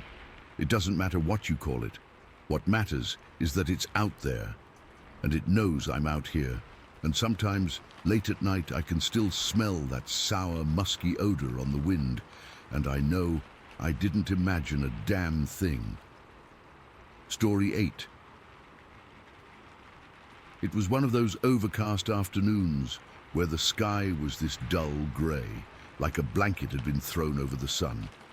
The air felt heavy, you know, not hot, not cold, just kind of damp and still, like everything was holding its breath.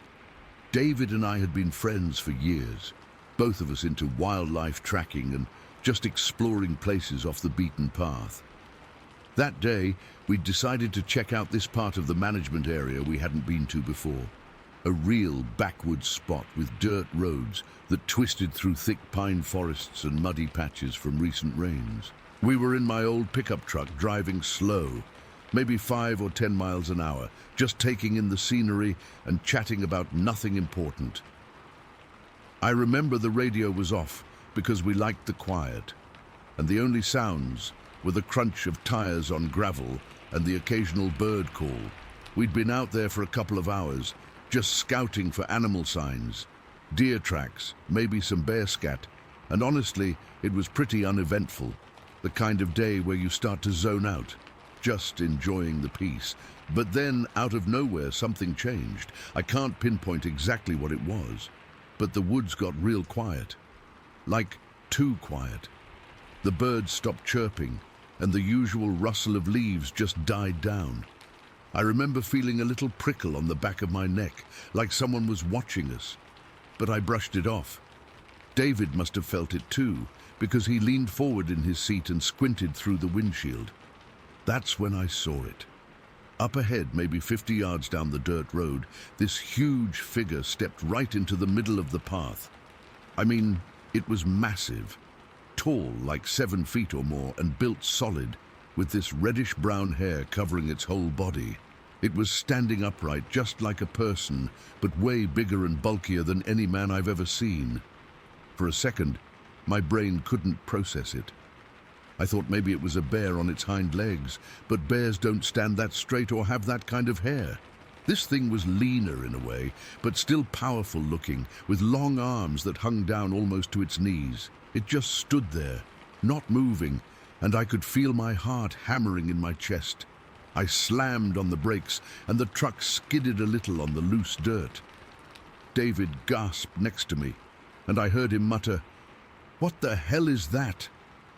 His voice was shaky, and I could see his knuckles were white where he was gripping the dashboard.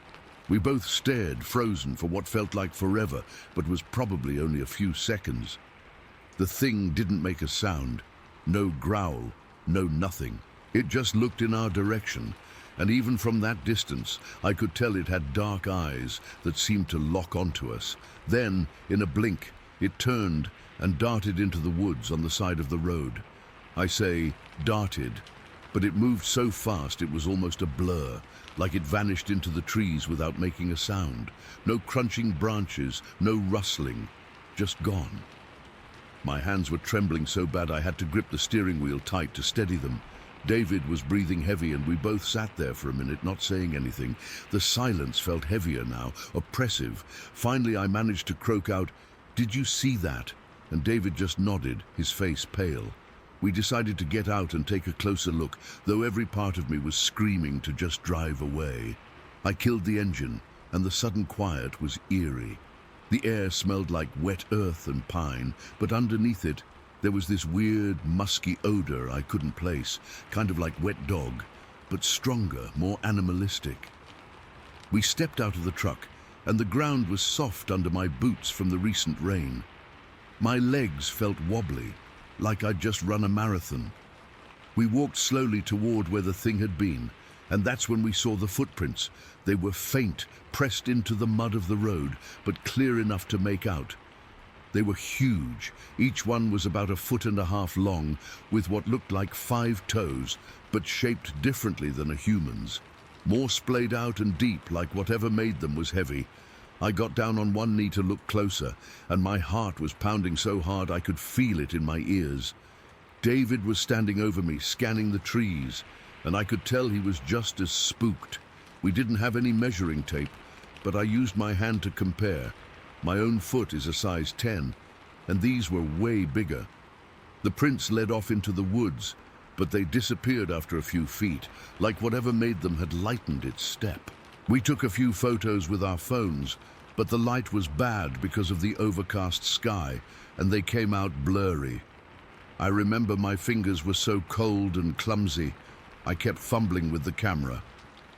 After a few minutes, we both agreed we needed to get out of there, but curiosity was eating at us. David suggested we go back to the truck, grab our audio recorders, we always carried them for capturing bird calls or other sounds, and come back to see if we could pick up anything. Part of me thought it was crazy, but another part needed to know what that thing was. So we drove back to a clearer spot, parked, and got the recorders.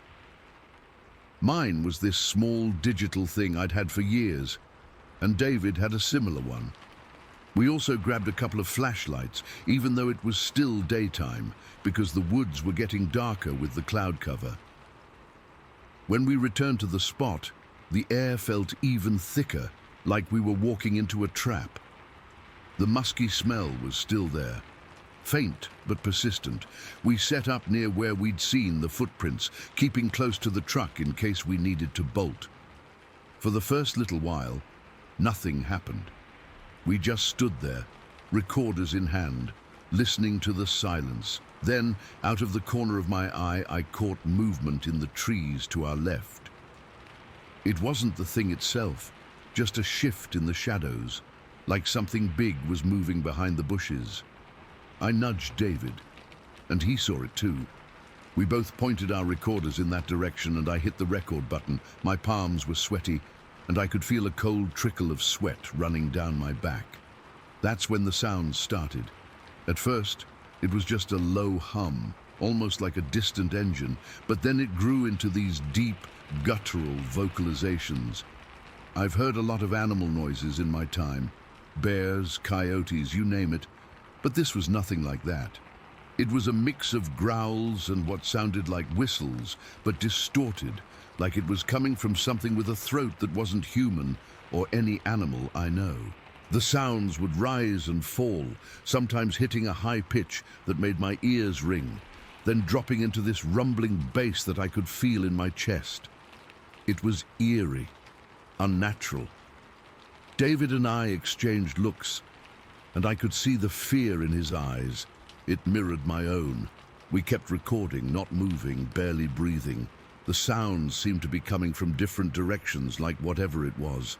It was moving around us, circling maybe. At one point, it got so loud, I thought it was right on top of us, and I almost dropped the recorder. My whole body was tense, every muscle coiled, ready to run. The vocalizations went on for what felt like 10 or 15 minutes, though it's hard to say because time seemed to stretch out. Then as suddenly as they started, they stopped. The silence that followed was deafening. We stood there for another few minutes just listening, but nothing else happened. No more movement, no more sounds. The woods stayed quiet, and that musky smell slowly faded. We packed up our gear, got back in the truck, and drove out of there as fast as we could without saying much. I remember my hands were still shaking when I gripped the wheel, and David kept looking back like he expected to see something following us. We never saw that thing again, and we never went back to that specific spot.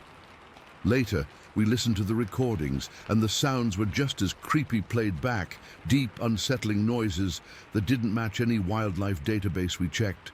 To this day, I have no idea what it was. Bigfoot? Some kind of unknown animal? I don't know, and that's what messes with me the most. The memory of that figure on the road, the footprints, those sounds.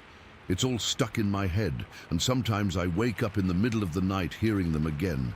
I just had to share this, because keeping it to myself feels like carrying a weight. If anyone else has experienced something like this, maybe you'll understand. Duri, Story 9. My first time was back in 1978. I was 8 years old. We were driving home late at night on Highway 92 in southeastern Kentucky, not far from the Tennessee line. I was half asleep in the passenger seat of my dad's old pickup, my head leaning against the cool window. The world was just a tunnel of our headlights cutting through the pitch black. Then my dad hit the brakes, not hard, but enough to jolt me awake. "What the hell is that?" he muttered, more to himself than to me, and there it was, just standing on the shoulder of the road, caught in the high beams. It was big. I mean, really big. Taller than any man I'd ever seen, and built thick like a bear that decided to stand up straight. It was covered in this shaggy brownish hair, matted and dark. I couldn't see its face clearly, the headlights just kind of washed it out, but I got the shape of its head, blocky and set right on its shoulders with no real neck to speak of. It didn't freeze like a deer. It turned its head, looked right at us. I felt this jolt go right through me. A kind of cold terror that kids aren't supposed to feel. It wasn't just fear of the unknown. It was a deep, primal understanding that this thing did not belong in my world, and I was looking at something I was never meant to see. Then, in one smooth, powerful motion, it just stepped off the road and vanished into the wall of trees. It didn't crash through the brush. It was just gone. The woods swallowed it whole. My dad sat there for a full minute, not saying a word, just staring at the empty spot where it had been. He finally just put the truck in gear and drove on. We never talked about it, not once. But that image, that feeling of ancient, raw power, it's been burned into my brain ever since. I managed to push it to the back of my mind for years. You know, you tell yourself it was a trick of the light, a bear, your imagination. You have to, or you'd go crazy. But then it happened again. In 1986, I was 18, driving my own beat-up car. It was a warm fall evening, and I was parked in the gravel lot behind the old white church off Miller's Fork Road. I was fiddling with the radio, trying to get a clear signal for the ball game, just twisting the dial and not paying any mind to the world outside. Then, thwack! A shower of gravel and dirt hit the hood of my car. I flinched, thinking some kid had thrown a rock. I looked up, pissed off, ready to yell at somebody. There was a figure standing on the road berm, maybe 50 yards away. My first thought was that it was a really tall, really big guy in a fur coat. It was just standing there, silhouetted against the fading twilight, but the shape was all wrong. The proportions, the arms were too long, hanging down past its knees. The shoulders were massive, hunched and powerful. I squinted, my heart starting to thump a little harder in my chest. It wasn't moving. I don't know what came over me. Maybe it was that same stupid curiosity that makes people slow down for a car wreck. I put the car in drive and crept forward, my eyes glued to it. The closer I got, the more the details came into focus, and the more my blood ran cold. It wasn't a coat. It was covered, and I mean covered, in thick, reddish-brown hair. It was matted and long. I could see the powerful muscles moving under its hide as it shifted its weight. It turned its head to follow my car, and I saw its face. Dark, deep-set eyes, a heavy brow, a flat nose. It wasn't a bear. It wasn't a man. It was something else entirely. That's when the fear from when I was 8 came screaming back, 10 times stronger. This wasn't a distant memory. It was right there. I stomped on the gas. The tires spun in the gravel for a second before catching, and I flew out of that lot, not looking back. My hands were shaking so bad I could barely grip the wheel. I drove straight home, my heart hammering against my ribs. I burst through the front door, probably white as a sheet. My mum took one look at me and asked what was wrong. Before I could even get a word out, she said, "The dogs have been going crazy for the last 20 minutes. We had 2 coonhounds, and they were good dogs, brave dogs, but they were huddled by the door, whining and growling low in their throats, too scared to go outside." The next morning, in the light of day, I went back to the church with my dad. We found the spot on the road berm where it had been standing, and then we found where the gravel had come from. About 60 yards away, right at the tree line, there was a patch of bare earth. It looked like someone had taken a giant scoop, like a huge shovel or a bucket, and just dug out a chunk of the ground, gravel and all, and thrown it. There was no machinery around, no sign of anyone else. Just that one scooped-out hole in the earth, and the memory of that thing staring at me. That was the middle of my story, the part that solidified it. It wasn't just one weird childhood memory. It was real, and it knew where I lived. Now we get to the end, or what feels like the end, because this is still happening. The past several nights have been hell, pure, unadulterated hell. It started with the wood knocks. You hear about these in the stories, but hearing them outside your own window is a different thing altogether. It's not someone tapping a stick. It's a loud, sharp crack that echoes through the hollow, the sound of something thick and solid being broken or hit against a tree with immense force. It's not random. There's a rhythm to it. One knock from one ridge, then an answer from another, like they're talking to each other. Then came the thuds. Heavy, shaking impacts that I could feel through the floorboards of my house. It wasn't a branch falling. It was the kind of thud that something huge and heavy makes when it jumps down from a height or slams its fists into the ground. My windows would rattle in their frames. And the rocks. God, the rocks. I'd be lying in bed trying to tell myself it was just my imagination, and then a rock would hit the side of the house. Not a pebble, a fist-sized rock.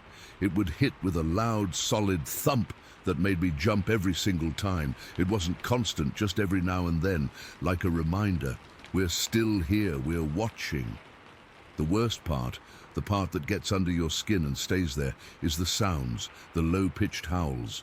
It's not a wolf, it's not a coyote, it's deeper, guttural, and it seems to come from everywhere at once. It's a lonely, angry, ancient sound that goes on for hours, rising and falling. Sometimes it's a single long call that fades away. Other times, it's a series of shorter whoops and grunts back and forth, a conversation in a language I can't understand. The rhythm of it is unmistakably intelligent. It's communication. There's no doubt in my mind. Last night was the peak of it all.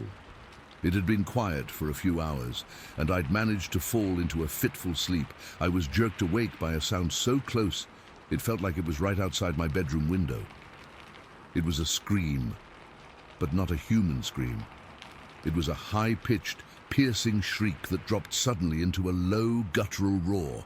It was full of rage and power and something else, a kind of terrifying curiosity. It was the most horrifying sound I've ever heard in my life. It felt like it was tearing right through me. I didn't move. I couldn't. I just lay there in my bed, frozen, my whole body trembling. I could hear my own blood pounding in my ears. The dogs who sleep in the mudroom were completely silent. Not a whimper, not a growl. That was almost scarier than the scream. They were so terrified they wouldn't even make a sound.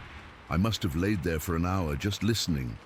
The woods had gone dead quiet again. No insects, no owls, nothing. The silence was heavier and more oppressive than the noise had been. Eventually the sun started to come up, casting a grey, weak light through my window. The fear didn't go away with the dark. It just changed into a dull, throbbing dread. I waited until the sun was fully up before I dared to move. I went to the kitchen and made coffee with hands that were still shaking. I couldn't drink it. My stomach was in knots. I had to go outside. I had to see. I walked the tree line around my property, my shotgun held tight, though I knew in my heart it would be useless. That's when I found the fresh signs. A young hickory tree, about as thick as my forearm, was snapped in half about 4 feet off the ground. It wasn't broken from the wind. The break was clean, splintered, and the top part was thrown a good 10 feet away. The force needed to do that. It wasn't human, and there were rocks, a small pile of them, maybe 6 or 7, each one about the size of my closed fist, placed neatly in a small clearing just 20 yards from my back porch. They hadn't been there the day before. They were just sitting there, clean and out of place. It felt like a message, a warning, or maybe just a statement. We can get this close whenever we want. I stood there looking at those rocks for a long time.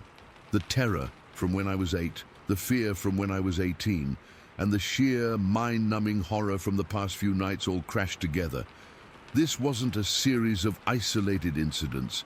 This was a pattern, a history. The beginning was that thing on the road. The middle was the thing behind the church. And this ongoing, escalating activity. This is the end. It's solidifying everything I ever suspected. I believe in Sasquatch. There's no question in my mind anymore. But that belief doesn't bring me any comfort. It doesn't bring me wonder. It just fills me with a deep, cold fear of what's really out there in these woods. What's been watching me, on and off, for most of my life. And I have no idea what it wants. I'm just a guy living in a house between a mountain and a creek, and I've seen something I can't explain.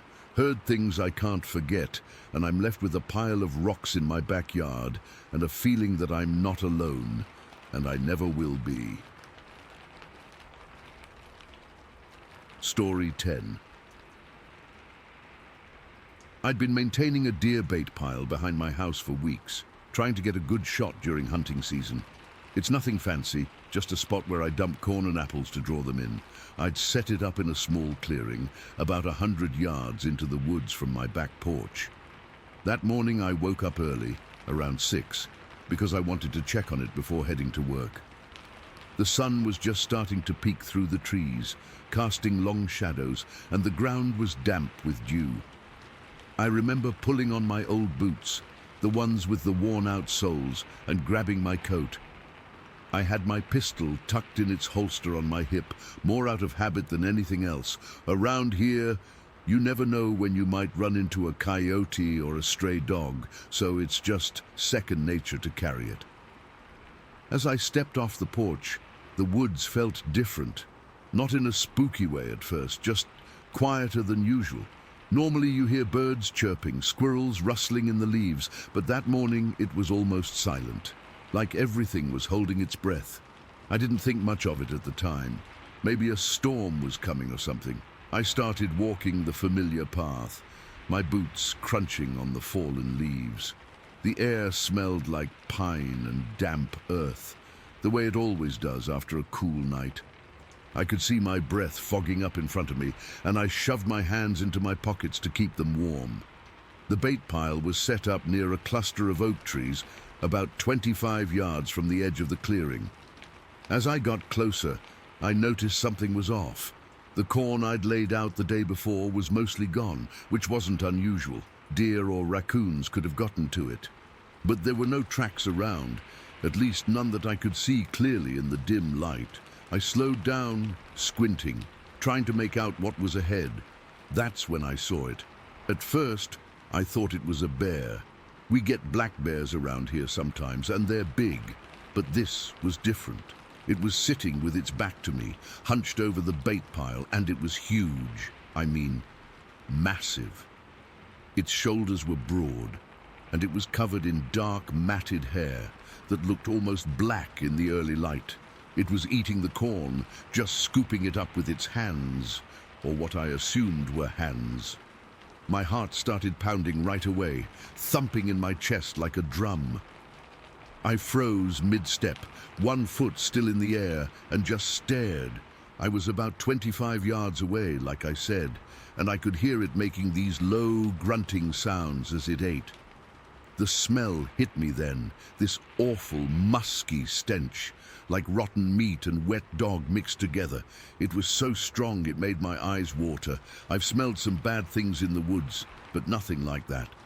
It was primal, something that dug deep into your gut and told you to run. But I didn't. I couldn't. My legs felt like they were made of stone. Then it heard me. I don't know if I made a noise, maybe my breathing or the rustle of my jacket, but its head twitched and it stopped eating. Time seemed to slow down. It straightened up slowly, and that's when I realized how tall it was. It stood up on two legs, turning to face me, and I swear to God, it had to be 7 or 8 feet tall, maybe more. Its arms were long, hanging down past its knees, and its body was thick, muscular. The hair was shaggy, covering everything except its face, which was kind of flat and dark, with deep-set eyes that gleamed in the faint light. When it turned, our eyes met. I felt this jolt of pure, raw fear shoot through me. It wasn't just being scared, it was like every instinct in my body was screaming at me to get away. My skin went cold, and I could feel the hairs on my arms standing up. My mouth went dry, and I had to swallow hard just to breathe. I kept thinking, don't move, don't make a sound. I've been in scary situations before. Once I stumbled on a copperhead while hiking, but this was different. This was something else entirely. It didn't growl or charge or anything. It just stood there looking at me. Its eyes were dark, almost black, and they seemed intelligent. Not like an animal's eyes, but like it was sizing me up, figuring out what I was. I could see its chest moving as it breathed, and the smell was so overpowering I almost gagged. I remember my hand twitching toward my pistol, but I didn't draw it. Something told me that if I did, it would be a mistake. I've always been a calm person, or at least I try to be, but in that moment I was fighting to keep my shit together. My mind was racing. What is this thing? Is it going to attack? Should I run? But I knew running might trigger it, like with a predator, so I stayed put. We stood like that for what felt like forever, but it was probably only a few seconds. It was long enough for me to notice little details, the way its fur was clumped with mud and leaves, how its fingers were thick and ended in what looked like blunt nails, not claws. It didn't seem aggressive, just curious or maybe cautious.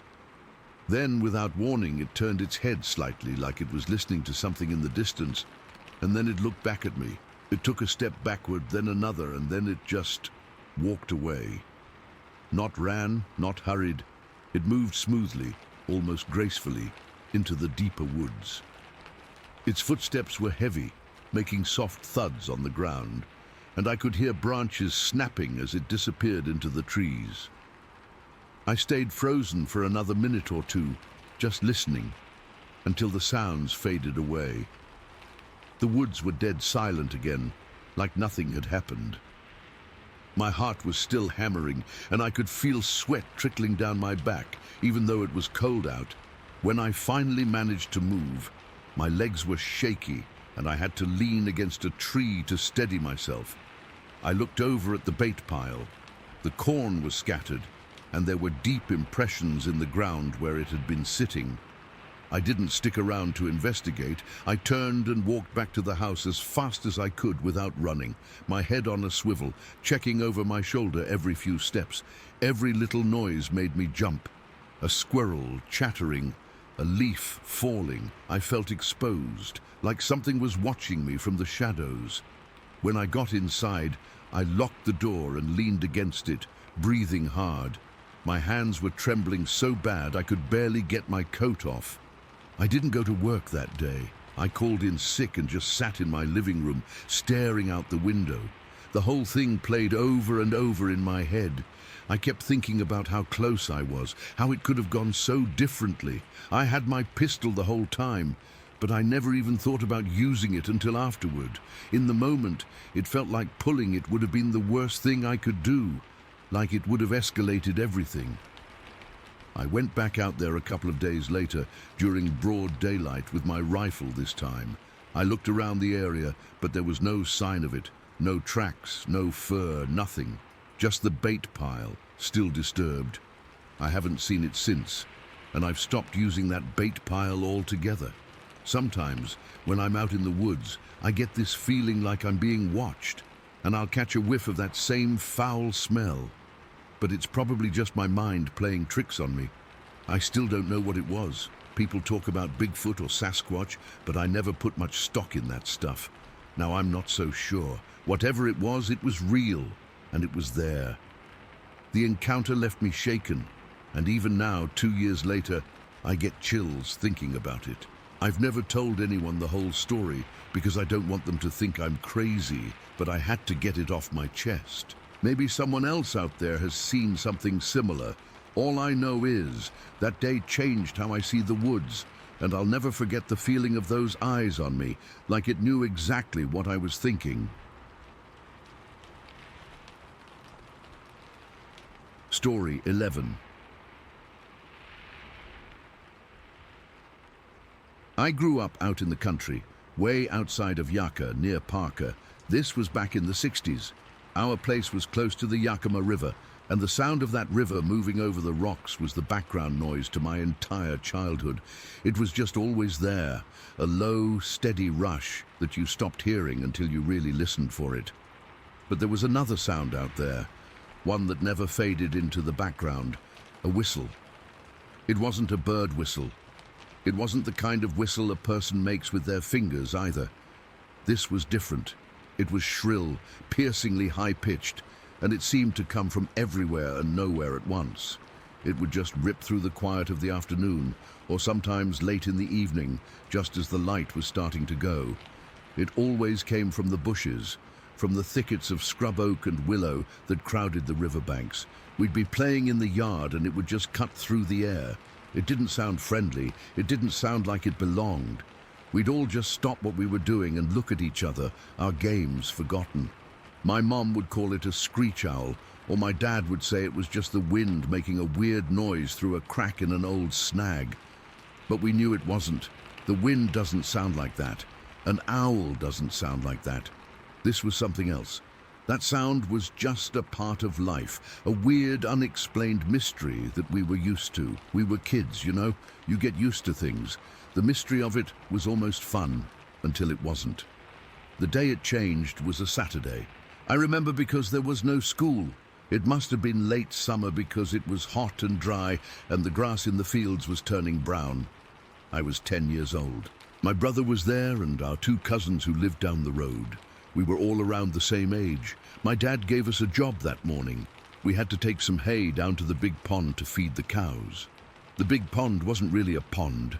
It was a wide, slow part of the river that had pooled up, and the cows liked to gather there to drink and stand in the water to cool off. It was a good 15-20-minute walk from the house, through a couple of pastures and down a little hill. We didn't mind. It was an adventure. We loaded up the little wagon with a couple of bales of hay and started pulling it, taking turns, laughing and messing around. The sun was beating down, and I remember the smell of the dry dirt and the hay, that sweet, dusty smell. I was wearing a faded blue t-shirt and a pair of jeans that were too short for me. I remember that specifically because I kept stumbling over my own feet, and the cuffs would drag in the dirt. We got to the big pond, and the cows were there, standing in the shallow water, their tails swishing at the flies. We broke up the hay bales and spread the flakes out for them on the dry ground. They lumbered over, slow and lazy, and started eating. Job done. Instead of heading straight back, we decided to go down to the river itself, just to talk for a bit. There was a spot we liked, a bend in the river, where the water was deeper and ran faster over some bigger rocks. We'd sit on this one giant flat rock that was warm from the sun. It was our spot. We were just sitting there talking about nothing important. School, probably. Cartoons, the kind of stuff kids talk about. I was skipping little pebbles across the surface of the water, watching them hop once, twice before sinking. The sound of the river was loud there, a constant churning rush that filled your ears. I don't know what made me look up. A feeling, maybe, a shift in the air, or maybe I just happened to glance in that direction. Across the river, about 30 feet away on the other bank, there was a clearing in the bushes. It was just a small gap, maybe the size of a car, and something stepped out of the trees into that gap. My brain just stopped. It couldn't process what I was seeing. It was tall, so unbelievably tall, 8 feet easy, maybe more. It was covered in hair, but it wasn't fur like a bear. It was like a thick, shaggy coat of dark brown, almost black hair. It was built like a man, but massive. Broad shoulders, powerful-looking arms that hung down past its knees. I didn't see its feet. I didn't see its face clearly. It all happened so fast. It didn't walk out. It stepped out. It was just there, and then it took one step, one single, enormous step. I've tried to measure it out in my head 1,000 times since then. That step had to have been 6 feet long. It moved its whole body in one fluid, powerful motion from the edge of the clearing to behind a big, thick bush. It didn't run. It wasn't in a hurry. It was just gone. The whole thing, from the moment it appeared to the moment it vanished, lasted maybe 2 seconds. 3 at the most. For a second, none of us moved. We were frozen. I remember my hand was still poised to throw another pebble, but all the muscles had locked up. My heart felt like it had been slammed directly into my throat. I couldn't breathe. I couldn't swallow. I just stared at the empty space where it had been, my eyes trying to make sense of the fact that it was now just bushes and air. Then my cousin made a sound. It was a tiny, choked gasp, like all the air had been sucked out of her. That broke the spell. We didn't say a word. There was no run, or what was that? We just ran. I dropped the pebbles in my hand. I scrambled off that rock so fast I scraped my knee, but I didn't feel it. I didn't feel anything but pure, electric terror. It was a physical force shoving me forward. We ran like our lives depended on it. We didn't look back, not once. I was convinced that if I looked back, I would see it right behind me, that it would be reaching for me with one of those long, hairy arms. The sound of our pounding feet and our ragged, panicked breathing was all I could hear, even over the river. My lungs were burning. The dry grass whipped at my legs. I remember the jarring impact of every footfall, the way my too short jeans kept trying to trip me up. I thought I was going to vomit from the fear. We didn't stop running until we burst through the back door of the house, all of us piling into the kitchen, gasping for air, our faces white as sheets. We were all talking at once, our words tumbling over each other, a jumble of big and tall and hairy and by the river. My mum was at the sink. She turned around, her hands still wet. What in the world is the matter with you kids? We tried to tell her. We tried to explain the giant hairy man thing that took a step and disappeared. She listened for a minute, Then she got that look on her face, the patient, humoring look. It was probably just a hunter, kids, dressed in camouflage. You just startled him, that's all. A hunter. A 6-foot step, an 8-foot tall hunter covered in hair. We argued, our voices high and shaky, but it was no use. My dad came in from the barn and said the same thing. A hunter, or maybe a bear, standing on its hind legs. We knew it wasn't a bear. We'd seen bears. This was different. This was upright. It moved like a person, but it was wrong. It was all wrong. The adults dismissed it.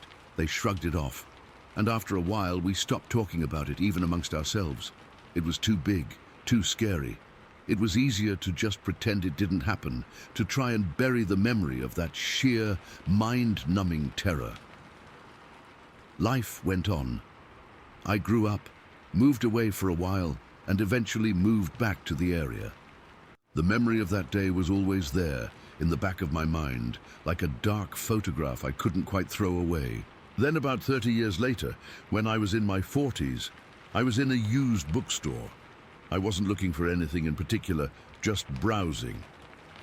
I found myself in the regional history section, and a title caught my eye. It was a book about local legends and unexplained mysteries in the Yakima area. I picked it up, idly flipping through it, and I found a chapter on Bigfoot. My heart started beating faster. I started reading. The author was detailing sightings, a lot of them from the 60s and 70s, and a lot of them were from around Parker, from along the Yakima River. The descriptions, they were exactly what I saw. The height, the dark, shaggy hair, the powerful build, the long arms, the way it moved. There was even a part that talked about some witnesses reporting a strange, high-pitched whistling sound associated with the sightings. I had to sit down, right there on the floor of the bookstore. My legs just gave out. It felt like the air had been punched out of me. All those years, I'd half convinced myself it was just a shared childhood hallucination, a trick of the light. But here it was, in print. Other people had seen the same thing. In the same place, at the same time. It was real. We had seen a Bigfoot. The confirmation didn't make me feel better. It made the fear come rushing back, cold and fresh. It made that childhood terror valid. It wasn't just our imagination. It was real. And it made me remember something else, something I hadn't thought about in decades, my aunt. She lived a few miles from us, even deeper in the country. One night, she was coming home late. She pulled into her driveway, and as she was getting out of the car, she heard one of those whistles. But this one was different. It wasn't far off in the bushes. It was right there, right by the house. She told us later that it was so loud, so piercing, and so close that she panicked. She didn't even think. She jumped back into her car, slammed it into reverse, and stomped on the gas. She was so terrified. She drove straight backwards through the locked gate at the end of her driveway, smashing it to pieces. She didn't stop until she got to our house, her whole body shaking so hard she could barely talk. We all thought she was just being jumpy, spooked by an owl, but now I know she heard it too, and whatever it was close enough to scare a grown woman so badly she wrecked her own property just to get away. I never saw it again after that day by the river. I still live out in the country, though not as remote as where I grew up. Sometimes on a quiet night, I'll hear a sound outside that isn't quite right, and my heart will skip a beat. I'll find myself looking out the window, into the darkness, just staring. I know what we saw, I know what's out there, and even now, all these years later, the memory of that one single massive step is enough to make the hair on my arms stand up. It was there and then it was gone, but it never really left. It's been with me my whole life. I still don't know what it was doing there that day, or why it showed itself to us. I don't know what the whistling means. I just know that for 2 or 3 seconds when I was 10 years old, the world became a much bigger, much stranger, and much, much scarier place. And it's never quite gone back to the way it was before. Story 12. So, this is something I've never really talked about outside of a few close people. but it's been eating at me for years now, and I figure if I don't get it out, it might just consume me. Back in the summer of 2014, me and a close friend, let's just call him my buddy, since names don't matter much here, were deep into bow hunting. We'd been planning this trip for months, scouting for remote spots where we wouldn't run into other hunters. The Tombigbee River region in Mississippi was our target, specifically a stretch of bottomland that's only accessible by john boat. It's thick, swampy, and kind of eerie even on a good day, but we were determined to find somewhere isolated. That morning, I decided to go out alone for a quick scout before opening day. My friend had stuff to handle back home, so I took the john boat myself. The air was already heavy and humid, the kind that makes your shirt stick to your skin before you even start sweating. I remember the mosquitoes were relentless, buzzing around my ears no matter how much bug spray I'd slathered on. I pushed off from the bank around 8 in the morning, the water calm and dark, reflecting the overcast sky. The silence out there is something else. Not peaceful but dense, like the woods are holding their breath. I paddled for what felt like an hour, following a narrow channel that cut through the cypress trees. Their roots twisted out of the water like bony fingers, and every now and then I'd hear a splash or a rustle that made my heart skip. But that's normal for these parts. It's just wildlife. I eventually found a spot that looked promising, a small clearing edged by thick underbrush with deer tracks leading into the trees. I tied the boat to a low-hanging branch and started hiking inland, my bow slung over my shoulder. The ground was soft and muddy, sucking at my boots with each step. That's when I saw it. This weird structure tucked back in the trees, maybe 50 yards from the water. At first, I thought it was just a fallen log pile or something natural, but as I got closer, I realized it was deliberate. It was a shelter made of interlocked logs, like someone had carefully stacked them to form a low, dome-like shape. The logs weren't just thrown together, they were woven almost, with smaller branches jammed into the gaps. It stood about chest high, and the entrance was just a dark hole big enough to crawl into. But what hit me first was the smell. God, it was awful. Like rotting meat mixed with something sour, a decaying odor that made my stomach turn. It hung in the air thick enough to taste, and I had to fight the urge to gag. I stopped a few feet away, my skin prickling. Part of me wanted to turn around and leave, but curiosity got the better of me. I edged closer, my heart thumping hard in my chest. The ground around the shelter was trampled, like something had been moving back and forth a lot. When I peered inside, the darkness made it hard to see at first, but my eyes adjusted after a second. That's when I spotted the clothing. There was an orange long-sleeve shirt, but it was shredded, torn nearly to ribbons, like something had clawed it apart. Next to it were a pair of jeans, also ripped up, and a lone white sneaker, scuffed and muddy. It looked like it had been there a while, but the tears were fresh, if that makes sense. The fabric wasn't faded or weathered much. A cold knot tightened in my gut. This wasn't just discarded trash. It felt intentional, like a display. I fumbled for my flip phone. Yeah, I still had one of those back then, and snapped a couple of photos. The quality was crap, but I wanted proof. As I was taking the pictures, this overwhelming urge to get out of there washed over me. It wasn't just fear, it was a primal feeling, like every hair on my body was standing up, screaming at me to run. I backed away slowly, not turning my back on the shelter until I was a good distance off. Then I booked it back to the boat, my breath coming in short gasps. I didn't stop paddling until I was back at the launch point. My hands were shaking so bad I could barely tie up the boat. I met up with my friend later that afternoon.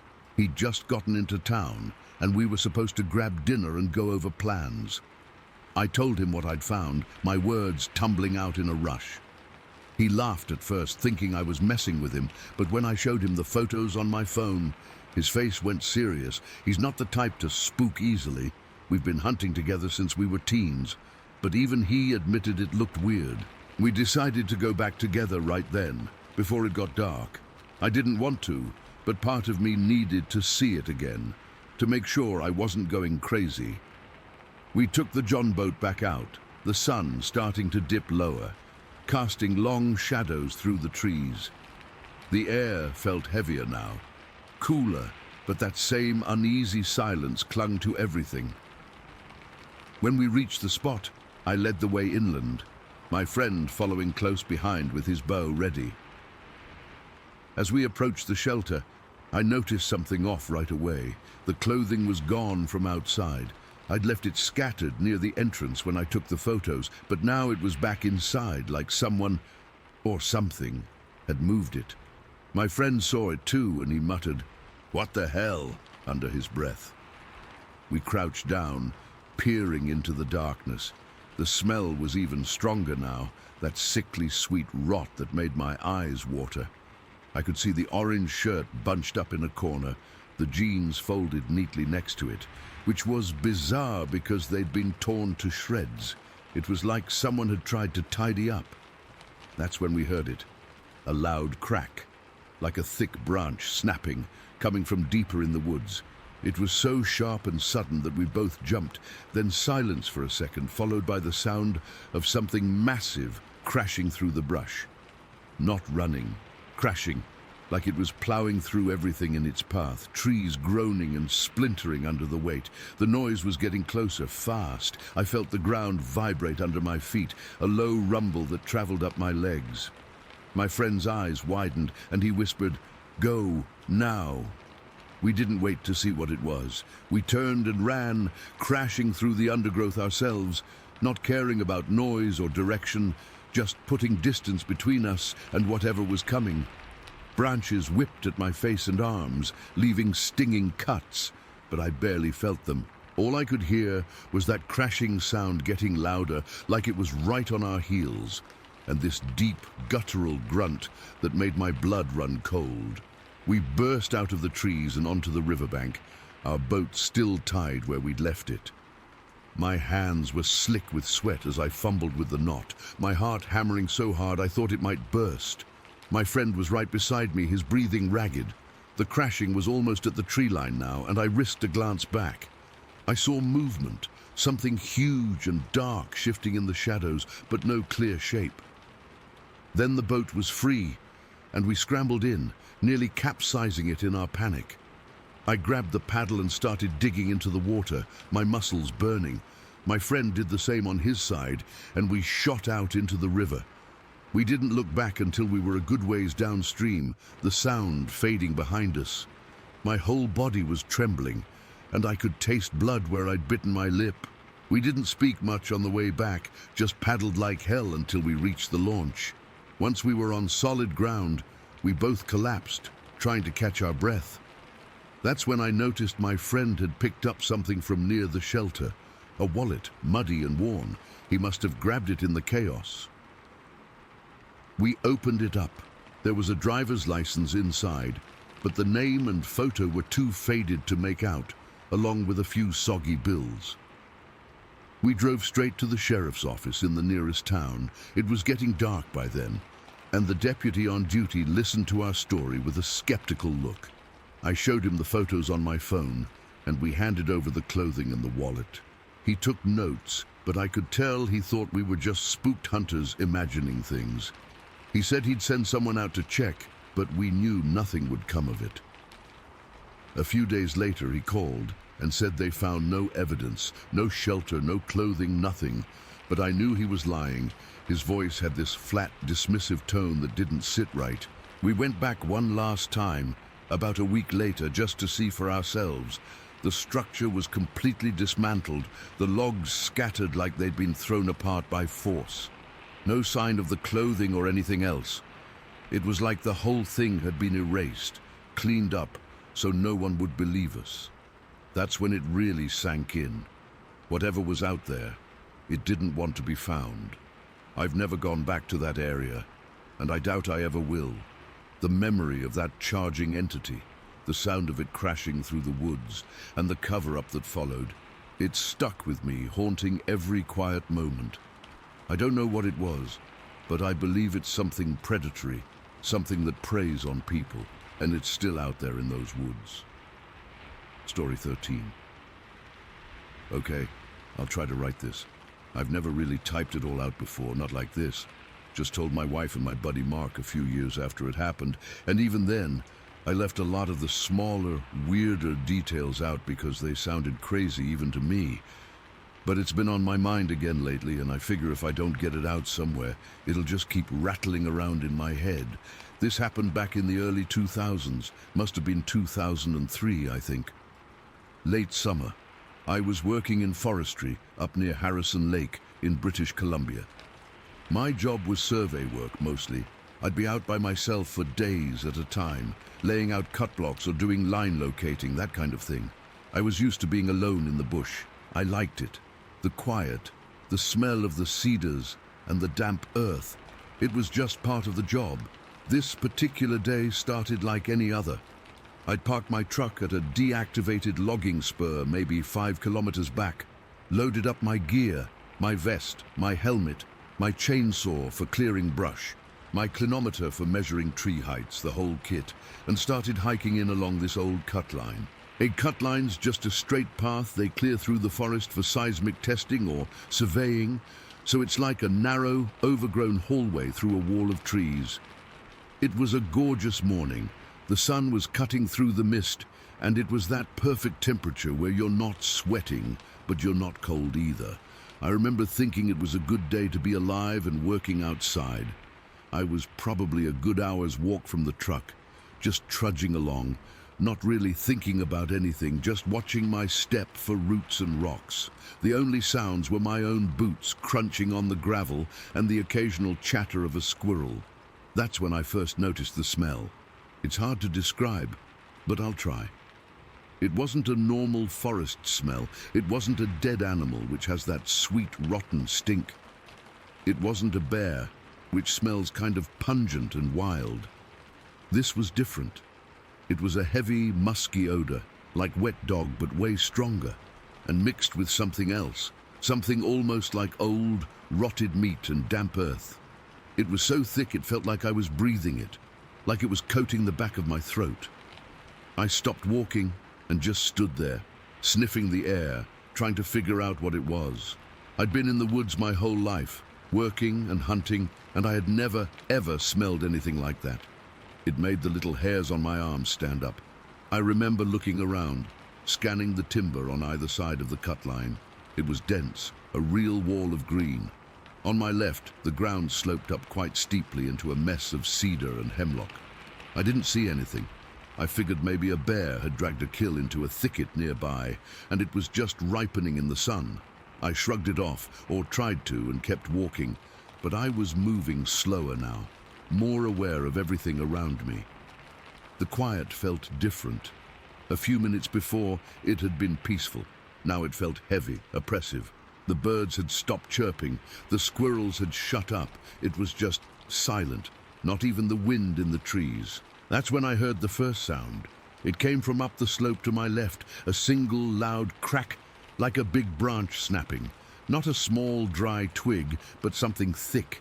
The kind of sound a moose or a big bear would make. My head snapped in that direction.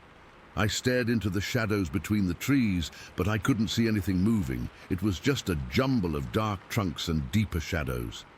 "Hello!" I called out. My voice sounded stupid and small in all that silence. "Anybody there?" Nothing. No response. No more sound. Just that heavy, waiting silence. My heart was starting to thump a little harder in my chest. This was bear country, and you don't want to surprise a bear. But this didn't feel like a bear. Bears make noise. They huff, they snort, they rustle around. This was just a single sound, and then nothing. It felt deliberate. I took a few more steps down the cut line, my eyes glued to the tree line. I was trying to act normal, like everything was fine, but my body was screaming at me that it wasn't. My skin was crawling. I could feel a cold trickle of sweat running down my spine under my t-shirt and vest. The musky smell was still there, maybe even stronger now. It was making me feel a little nauseous. Then I heard it again, not a crack this time, but a slow, heavy crunch. Like something very big and very heavy was taking a single careful step on the dry forest floor. It was uphill and maybe only 30-40 yards away, just inside the tree line. I stopped dead. My breath caught in my throat. I didn't call out again. Instinct told me to be quiet.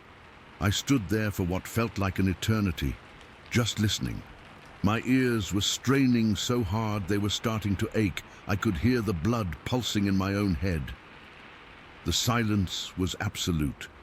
It was the kind of silence that feels like a physical pressure on your eardrums. Every single hair on my body was standing straight up. I've never felt fear like that, not before and not since. It was a deep, primal, gut-level terror. This wasn't just being startled by an animal. This was the feeling of being watched by something that wasn't supposed to be real. Slowly, against every screaming instinct that told me to run, I turned my head to look directly up the slope. And that's when I saw it. Partially hidden behind the thick, shaggy bark of a big western red cedar, there was a figure. It was tall, so damn tall. It had to be over 7 feet, maybe closer to 8. It was a dark brown color, like rich, wet soil, and it was just standing there perfectly still. One long, muscular arm was wrapped around the trunk of the cedar. Its hand, I don't even want to call it a hand, but it was, gripping the bark. The arm was weirdly long, longer than any man's arm I'd ever seen. It was built, thick with muscle under what looked like hair or fur. I couldn't tell from that distance. But the worst part was its face, or where its face should have been. It was turned towards me, and I could see its eyes. They were dark, not black, but a deep, intelligent brown, and they were fixed right on me. It wasn't a blank animal stare. There was a presence behind those eyes, a knowing. It was studying me, just like I was studying it. I froze, completely and utterly frozen. I couldn't move a muscle. I couldn't even blink. I just stood there, locked in its gaze. My mind was racing, trying to process what I was seeing, and coming up with nothing. It wasn't a bear. Bears don't stand like that. They don't grip trees with hands. They don't have that kind of posture. This was bipedal, upright and massive across the chest and shoulders. It was built like a powerlifter, but covered in that dark hair and standing on 2 legs in the middle of the forest. The fear was a cold stone in my stomach. My legs felt like water. I thought I was going to pass out. I remember my mouth was hanging open and I was breathing in shallow, silent little gasps. Time stopped. It might have been only half a minute, but it felt like an hour. I was waiting for it to charge. I was waiting for it to let out some ungodly roar and come crashing down the slope towards me. I was a dead man. I knew it. But it didn't move. It just kept looking at me. And in that strange, suspended moment of pure terror, a weird thought popped into my head, a feeling more than a thought. I got the distinct, undeniable impression that it wasn't going to rush me, that it was just as curious about me as I was horrified by it, that it was assessing the situation, and as long as I didn't do anything stupid, it wouldn't either. That was the only thing that gave me the will to move. The idea that running, the most basic human instinct, would be the stupidest thing I could possibly do. It would trigger a chase, and I would not win that chase. Very, very slowly, I forced my head to turn away from it. I broke the eye contact. It was one of the hardest things I've ever done. Every fiber of my being was screaming to keep looking at it, to not let the monster out of my sight. But I looked away. I focused my eyes on the cut line ahead of me, on the gravel path leading away. Then I made my legs work. I took a step. My knees were shaking so bad I was sure they would buckle. I took another step. I was walking. I didn't look back. I couldn't. I was walking slowly, deliberately, trying not to make any sudden movements. I felt like a mouse trying to sneak past a sleeping cat. Every single one of my senses was on fire. I could feel its gaze on my back. It was a physical sensation, a hot, intense pressure between my shoulder blades. I was convinced it was going to be the last thing I ever felt. The walk back down that cut line was the longest journey of my life. Every second, I expected to hear the sound of it moving, of branches breaking as it came after me. I kept my pace steady, even though my heart was hammering against my ribs like it wanted to break out. I didn't run. I just walked. I focused on putting one foot in front of the other, on the sound of my own footsteps, on the feeling of the gravel under my boots. I didn't allow myself to think.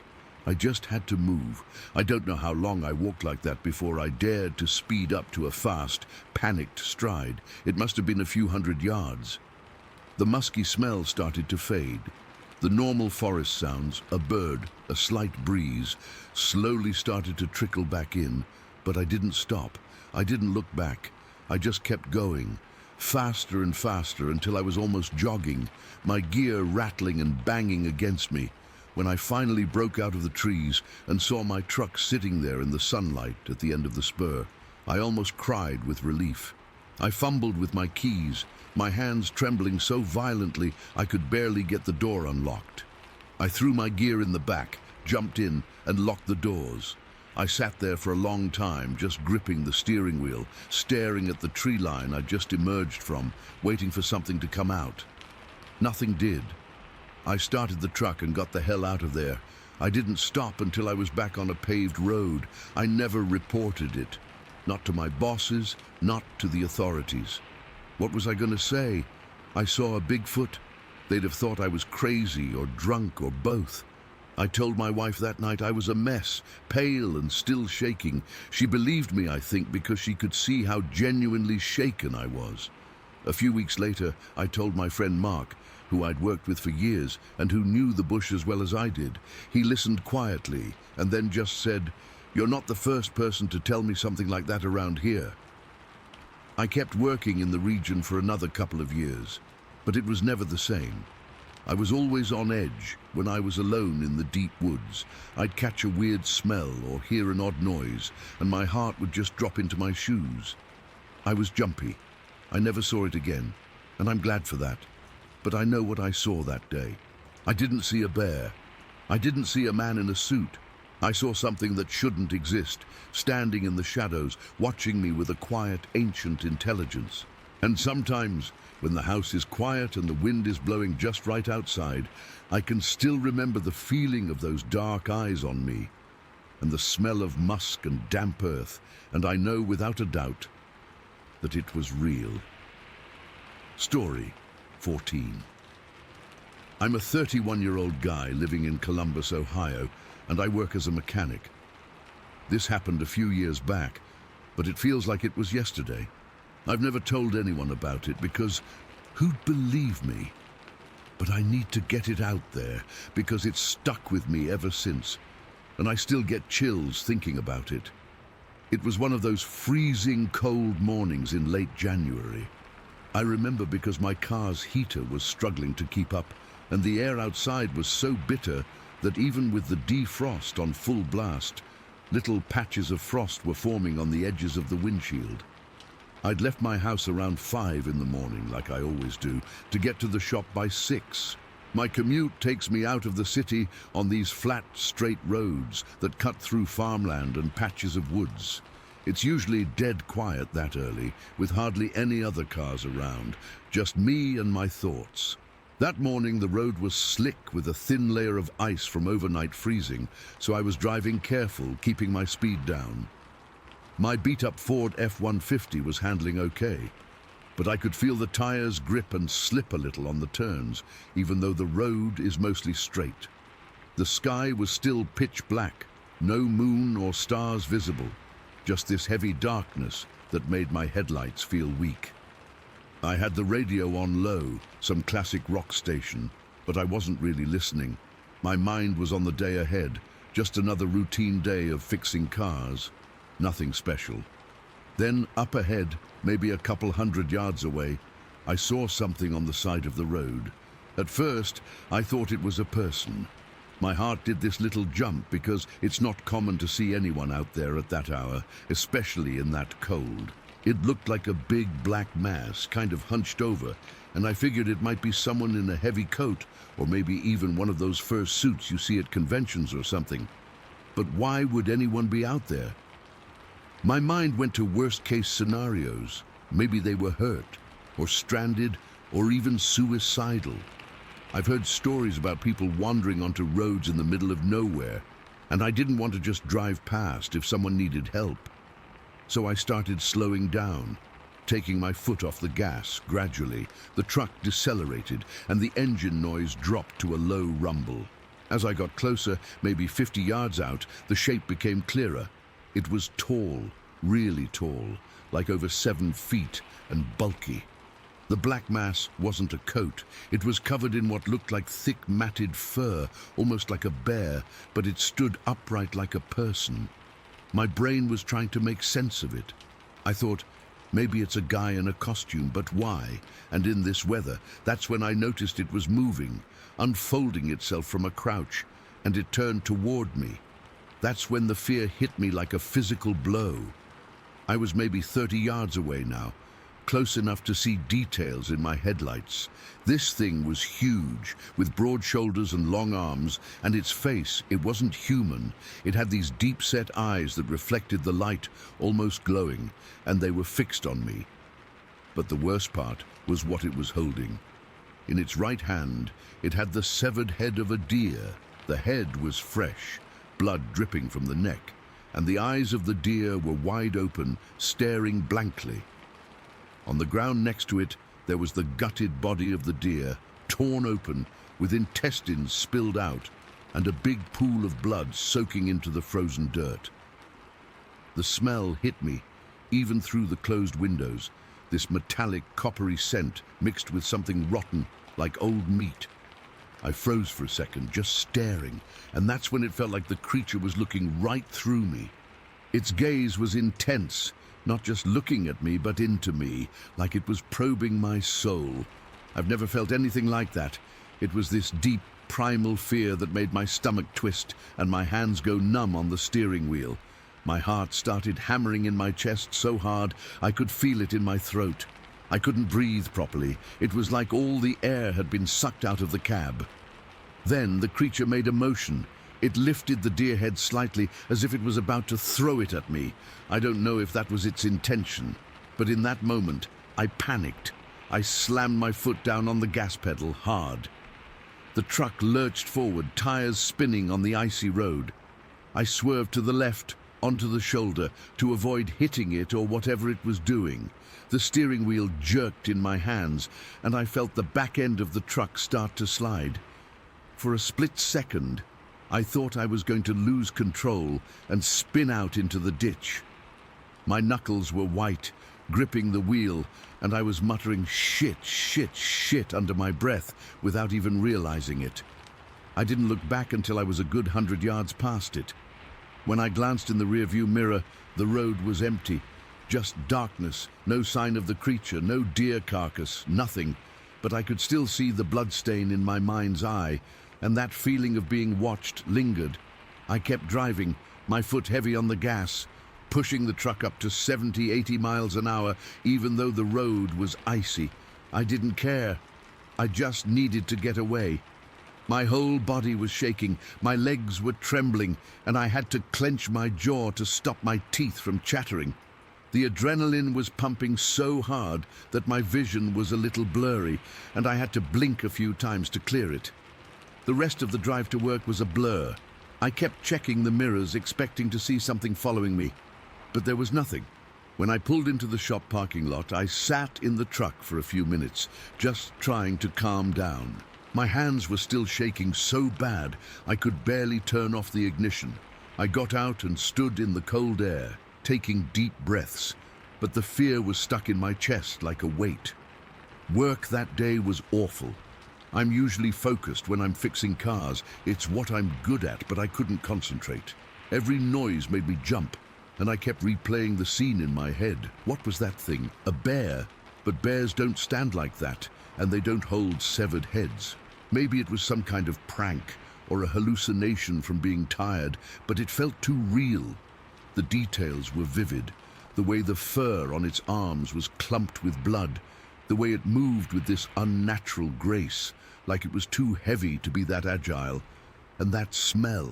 I could still smell it on my clothes, or maybe it was just in my nose, but it made me nauseous. I didn't tell anyone at work. What would I say? Hey, I saw a Bigfoot with a deer head on my way here. They'd think I'd lost it, so I kept my mouth shut and tried to act normal, but inside I was a mess. My boss asked if I was okay because I was fumbling with tools, and I just mumbled something about not sleeping well. The day dragged on, and by the time it was over I was exhausted but dreading the drive home. I thought about taking a different route, but that would add extra time, and I just wanted to get home. So I got back in my truck around 5 in the afternoon as the sun was starting to set, casting long shadows.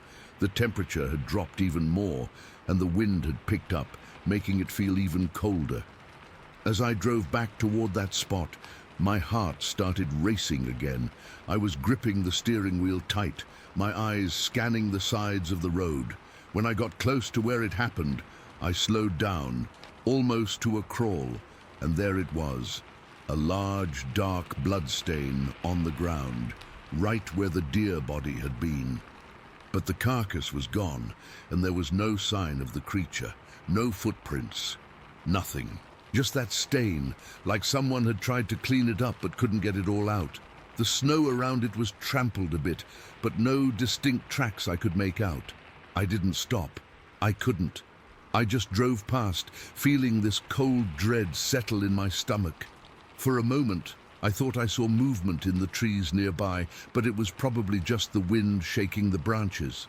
I sped up and didn't look back. That was it. I've never seen anything like it since, but that day changed me. I'm always on edge now, especially when I'm driving in the dark or through empty areas. I have nightmares where I'm back on that road, and the creature is staring at me, holding that deer head, and I can't move. I wake up sweating, my heart pounding. It's made me question everything I thought I knew about the world. I used to think things like that were just stories, but now I know there's something out there, in those seemingly empty landscapes, that we don't understand. And I'll never forget that feeling of its gaze piercing right through me, like it knew me, and I knew in that moment that I was nothing to it, just another thing in its way. Story 15. Okay, so I've never really told this to anyone before, because honestly, who would believe me? But it's been eating at me for years now, and I figure if I'm going to share it anywhere, it might as well be here, where people might not immediately write me off as crazy. My name is Matthew, and this happened back in 2014, when I was living in Claremont, Wyoming. I'd moved there after a rough patch, lost my job, some personal stuff, and I was basically drifting.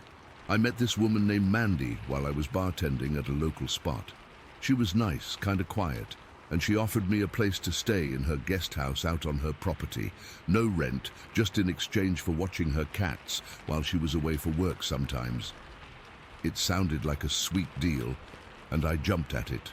The guest house was small but cozy, set back from the main house with a big stretch of woods behind it. Mandy's place was pretty isolated, which I liked at first. It felt peaceful, you know, away from all the noise and stress. But that changed one day in late summer.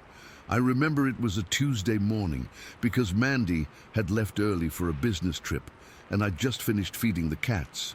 The weather was warm, but not too hot, with that crisp edge in the air that tells you autumn isn't far off. I decided to go for a walk to clear my head. I'd been feeling restless, and the woods always seemed inviting, full of tall pines and aspens, with a narrow trail that Mandy said led to some pretty spots. I started off around 9 in the morning, I think. The sun was up, but under the tree canopy it was still kind of dim and cool. I had on an old pair of jeans and a t-shirt, and I remember the ground was soft under my boots from recent rains. The air smelled like damp earth and pine needles, and it was so quiet at first, just the crunch of my steps and some birds chirping now and then. I'd walked these woods a few times before, but never too far. Usually just a loop that took maybe an hour. That day, though, I felt like exploring deeper. I don't know why. maybe boredom or curiosity. After about half an hour of walking, I came across a part of the trail I hadn't seen before. It was narrower, almost overgrown, like no one had been there in ages. I pushed through some low-hanging branches and found myself at the edge of this hidden valley. I mean, it was stunning. A small bowl-shaped depression surrounded by hills, with a stream trickling through the middle. But what caught my eye right away were these structures. They were like makeshift shelters or something, built from branches, leaves, and moss. Not little kid forts, but big, sturdy things, large enough for multiple people to stand under. They were arranged in a semicircle, and they looked old, like they'd been there for years. The branches were woven together in a way that seemed intentional, not random. I remember thinking it was weird, but kinda cool, like someone's secret camping spot. I walked closer to get a better look. The ground was trampled in spots, with deep impressions that could have been from animals or people. As I got near one of the structures, I noticed the air felt different, heavier, like the silence had weight to it. The birds had stopped singing, and it was dead quiet. That's when I first felt it, this intense sensation of being watched. You know that feeling when the hairs on your neck stand up and you just know someone's eyes are on you? It hit me like a physical force. My skin prickled and I froze for a second, scanning the trees around me. I didn't see anything at first, but the feeling didn't go away. It got stronger, like whatever was out there was getting closer. Then I heard footsteps, not like a person's, heavier, more uneven, with a dragging sound mixed in. It was coming from behind me, deeper into the valley. My heart started pounding so hard I could feel it in my throat. I turned around slowly, my hands shaking, and that's when I saw the most horrifying thing I've ever witnessed. About 50 yards away, there was a large elk, a big bull with antlers, but it was messed up. Half its skin was torn off, hanging in bloody strips, and it was hobbling along, stumbling like it was in agony. The sound it made was this low, guttural moan that made my stomach churn. I could see raw muscle and bone where the skin was missing, and flies were buzzing around it. It was clearly dying, and the sight made me want to vomit. But what really sent ice through my veins was what came after it. Following the elk, maybe 20 feet behind, were two creatures. They were dark, almost black, and covered in what looked like shaggy hair.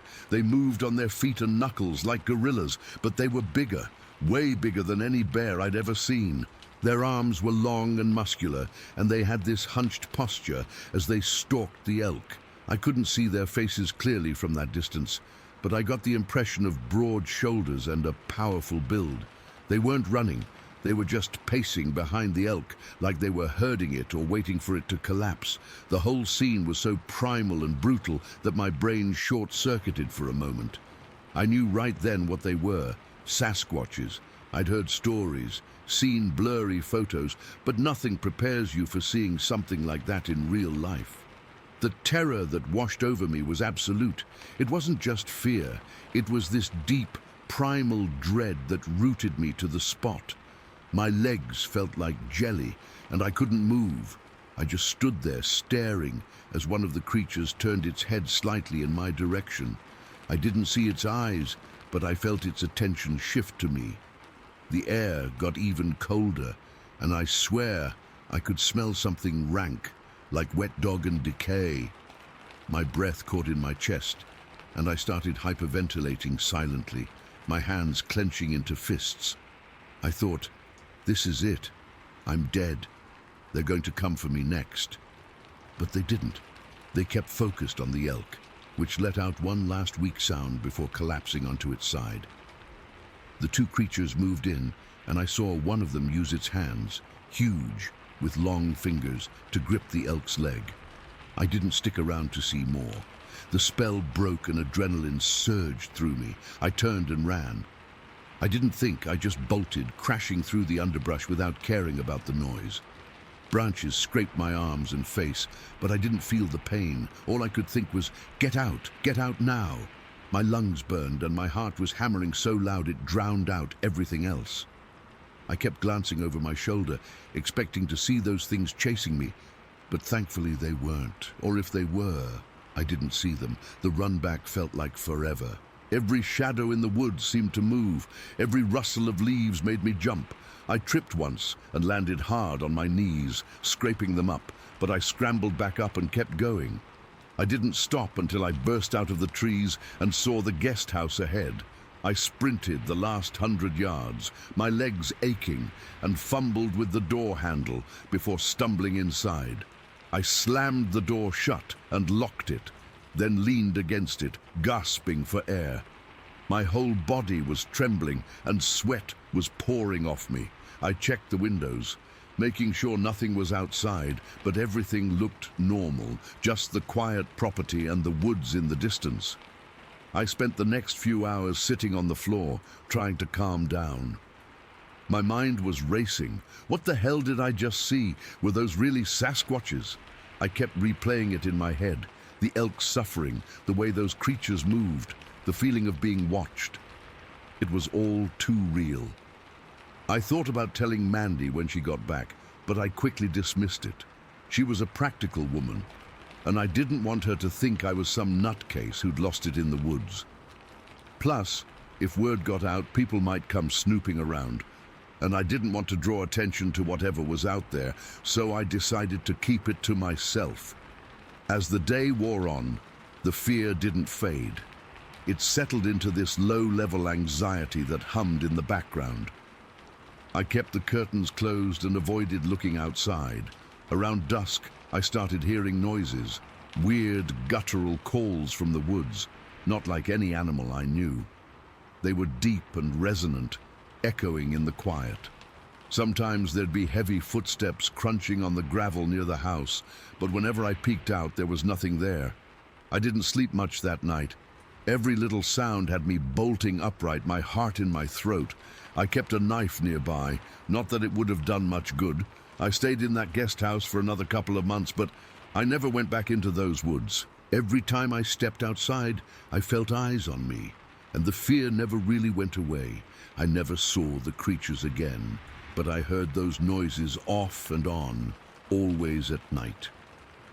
When Mandy came back, I acted normal, took care of the cats, and eventually moved on when I found a new job. But to this day, I can't shake that experience. It left me with this lasting belief that there are things out there we don't understand, and sometimes they're closer than we think. I still get nightmares about it, and whenever I'm in the woods, that feeling of being watched comes back, chilling me to the bone. I don't have any answers, just this memory that haunts me, and I guess I always will. Story 16. It was one of those Tennessee summer days that just sits on you, heavy and hot. The air was so thick with humidity, you could almost drink it. I was 12 years old, and I was spending my summer break not at the pool or playing video games, but out at a construction site north of Chapel Hill with my dad and my two uncles. They were building a house way out in the sticks, a big place for some doctor from Nashville who wanted a weekend retreat. I was the gopher, go for this, go for that, and I loved it. I felt like a real part of the crew, even if my main job was fetching tools and picking up lunch. This particular day, it was a Thursday, I think, the middle of July. The sun was a brute, beating down on the raw lumber and the red Tennessee clay until the whole site smelled like baked earth and pine sap. We'd been at it since 6 in the morning, and by 2 in the afternoon, everyone was dragging. The crew was taking a water break in the shade of the half-framed house, and my Uncle Mark, the one with the big laugh, started complaining about how a cold soda would hit the spot right about then. That was my cue. My dad fished the keys to his old Ford F-150 out of his pocket and tossed them to me. "You remember the way to the gas station, bud?" he asked. I nodded, puffing my chest out a little. Of course I remembered. It was a straight shot down the main dirt road for about 2 miles. My Uncle Ricky, my dad's younger brother, decided to come with me. He said he needed to stretch his legs, but I think he just wanted to get out of hammering nails for 20 minutes. The truck was an oven. The vinyl seats were hot enough to burn the backs of my legs through my shorts. Uncle Ricky cranked the window down manually, and that hot, dusty air blasted in as we bumped our way down the dirt road. The road was narrow, carved right through the middle of a dense woods. On either side, the trees were a solid wall of green, so thick you couldn't see more than 10 or 15 feet into them. Kudzu vines were swallowing everything in sight, draping over the trees like a ragged green blanket. We got to the little gas station, a place that was more of a shack than anything, and bought a couple 2-liter bottles of Coke and a big bag of chips. The whole trip was normal, boring even. We talked about the Nashville Predators, about how the new house was coming along. Nothing out of the ordinary. The guy at the counter was watching a tiny TV and barely looked up at us. The drive back started the same way. We were maybe halfway back to the site, just driving along, the truck kicking up a cloud of red dust behind us. I was staring out the window at the blur of trees, not really thinking about anything. The road had a few gentle curves, and we were coming up on one, doing maybe 25 miles an hour. The woods to the south, on the passenger side where I was sitting, seemed a little darker, a little thicker right there, and then it happened. It wasn't a sound first, it was a movement, a violent, explosive blur of motion from the tree line to our right. Something huge burst out of the undergrowth. It didn't run out, it erupted. 1 second there was nothing but a wall of green.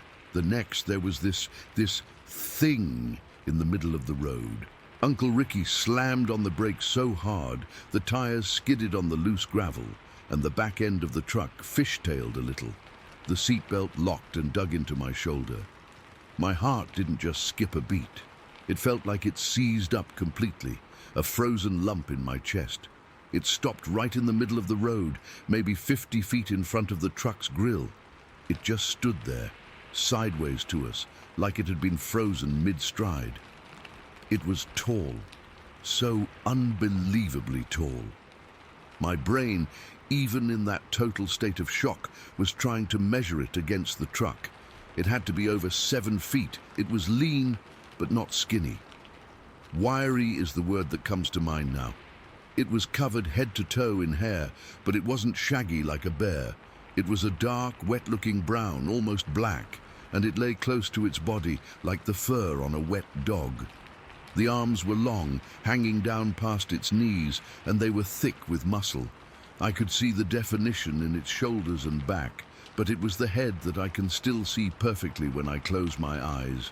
It was more pointed than a human head, and it sat on a thick, powerful-looking neck. I didn't see its face straight on. It was in profile, but I saw a heavy brow ridge, and the color of the skin there was dark, a deep grayish brown. It was holding something. Tucked under its left arm, against its side, was a bundle of something. It looked like cloth, maybe a blanket or a piece of canvas, but it was dirty and torn. One end of it was dragging on the ground. That detail is burned into my memory.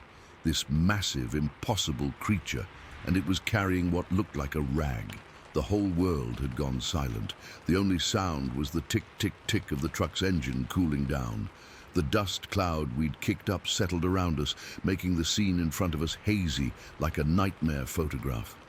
I couldn't breathe. I couldn't even blink. I was just frozen, staring at this thing that had no business existing in the middle of a Tennessee afternoon. It stood there for what felt like an hour, but was probably only 2 or 3 seconds. It didn't look at us. It seemed to be listening, its head tilted slightly. Then, in one fluid, terrifying motion, it moved. To our left was a barbed wire fence, the kind with 4 strands of wire and wooden posts, marking the edge of a pasture. That fence was at least 4.5 feet high. The creature didn't climb it. It didn't vault it. It just leaped. It crouched down slightly, a coiling of all that power in its legs, and then it sprang. It cleared the entire fence without even seeming to try. Its back foot might have lightly tapped the top wire, but it was effortless. It landed on the other side in the tall grass, not even stumbling, and then it ran. It didn't run like a man. It was a loping, powerful, ground-eating stride. It went up the hill on the other side of the pasture, a steep incline covered in weeds and scrub, and it moved up that hill faster than anything I've ever seen. It was just a dark shape, weaving through the trees at the crest of the hill, and then it was gone. Vanished, like it had never been there at all. The silence broke. Uncle Ricky let out a strangled sound that was half gasp, half scream. "What the hell was that?" he yelled, his voice cracking. I still couldn't speak. My mouth was open, but no sound came out. I was just pointing a trembling finger at the empty spot in the road where it had been. "Go, go, go!" Uncle Ricky shouted, his face pale as a sheet. He was fumbling with the gear shift, his hands shaking so bad he could barely get it into reverse. The truck lurched backward, tires spinning. He slammed it into drive and stomped on the gas. The engine roared and we shot forward, speeding down that dirt road like we were being chased by the devil himself. He didn't slow down for anything. We hit potholes so hard, my head nearly hit the roof. The 2-liter bottles of Coke fell over in the footwell and rolled around. I was gripping the "oh shit" handle above the door, my knuckles white. I kept staring into the woods on my side, expecting to see it running alongside us, keeping pace with the truck. Every shadow between the trees looked like it was moving. Every clump of kudzu looked like a crouching shape. We skidded into the construction site in a cloud of dust. Uncle Ricky didn't even bother to park properly. He just stopped the truck in the middle of the clearing and killed the engine. He was out of the truck in a second, yelling for my dad. "Jim, Jim, get over here." My dad and Uncle Mark came jogging over from the frame of the house, their faces confused, and then immediately concerned when they saw the state we were in. I was still in the passenger seat, frozen. I felt like if I moved, the spell would break and that thing would be right outside my window. "What's wrong?" my dad asked, his voice tight. "You guys okay? You have a wreck?" Uncle Ricky was talking a mile a minute, his words tumbling over each other. Something was in the road, a bear or a...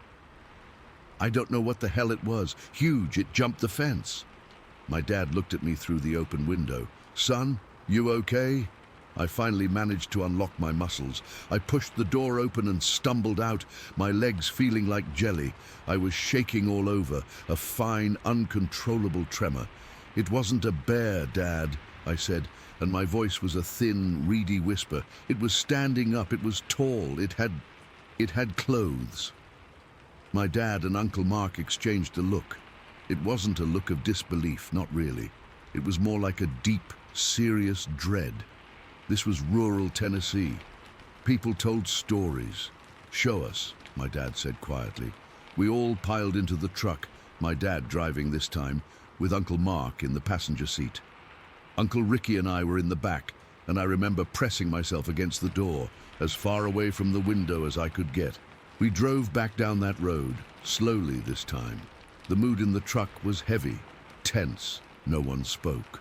When we got to the spot, my dad stopped the truck right where we'd skidded to a halt before. We all got out. The afternoon sun was still blazing, but the spot felt cold. The woods were quiet. No birds, no insects, nothing. We walked over to the fence. There, in the soft dirt on the other side of the barbed wire, was a single clear footprint. It was massive, longer than my dad's boot, and twice as wide. It had a definite arch and 5 toes. My dad just stared at it, then looked back at the road, measuring the distance in his head. "It jumped from there to here?" he asked, his voice low. Uncle Ricky and I both nodded. We walked the area for a few minutes, but we didn't find anything else. No more prints, no sign of the cloth it was carrying. It was just gone. The rest of the day was a blur.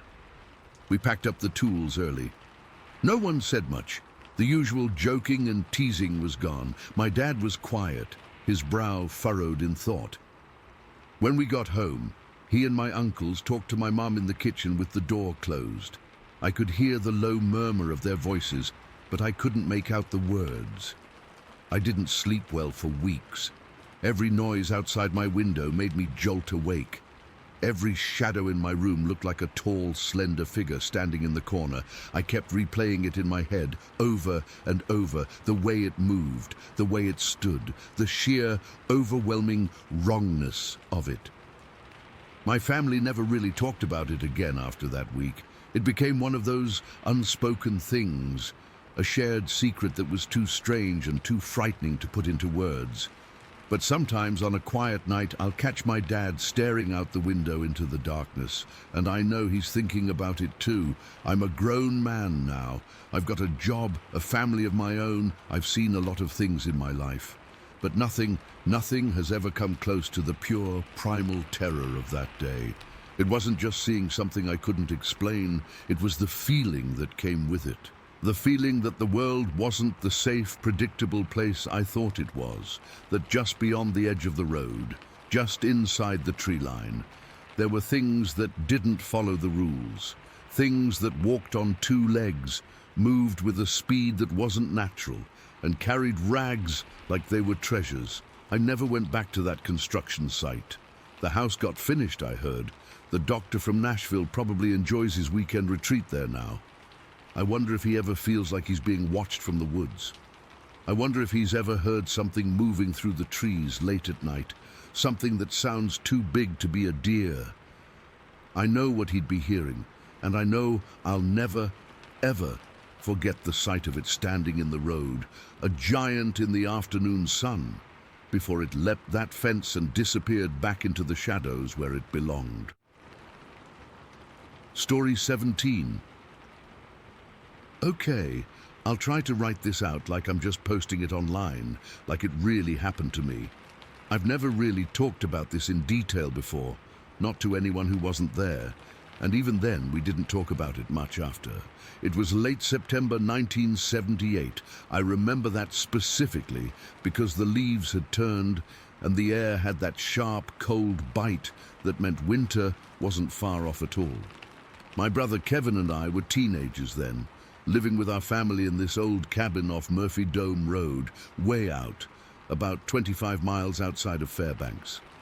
It was isolated, the kind of place where you got used to the quiet, but you never really got comfortable with it. That day, we were supposed to be checking our snare line. It was something we did regularly, part of helping put food on the table. Our dad had set up a line of cable snares for snowshoe hares in an area we knew pretty well, a patch of land thick with black spruce and tamarack. It was usually a straightforward chore, something we did without thinking too much about it. But that day was different from the moment we stepped into the trees. The first thing that hit me was the silence. It was wrong.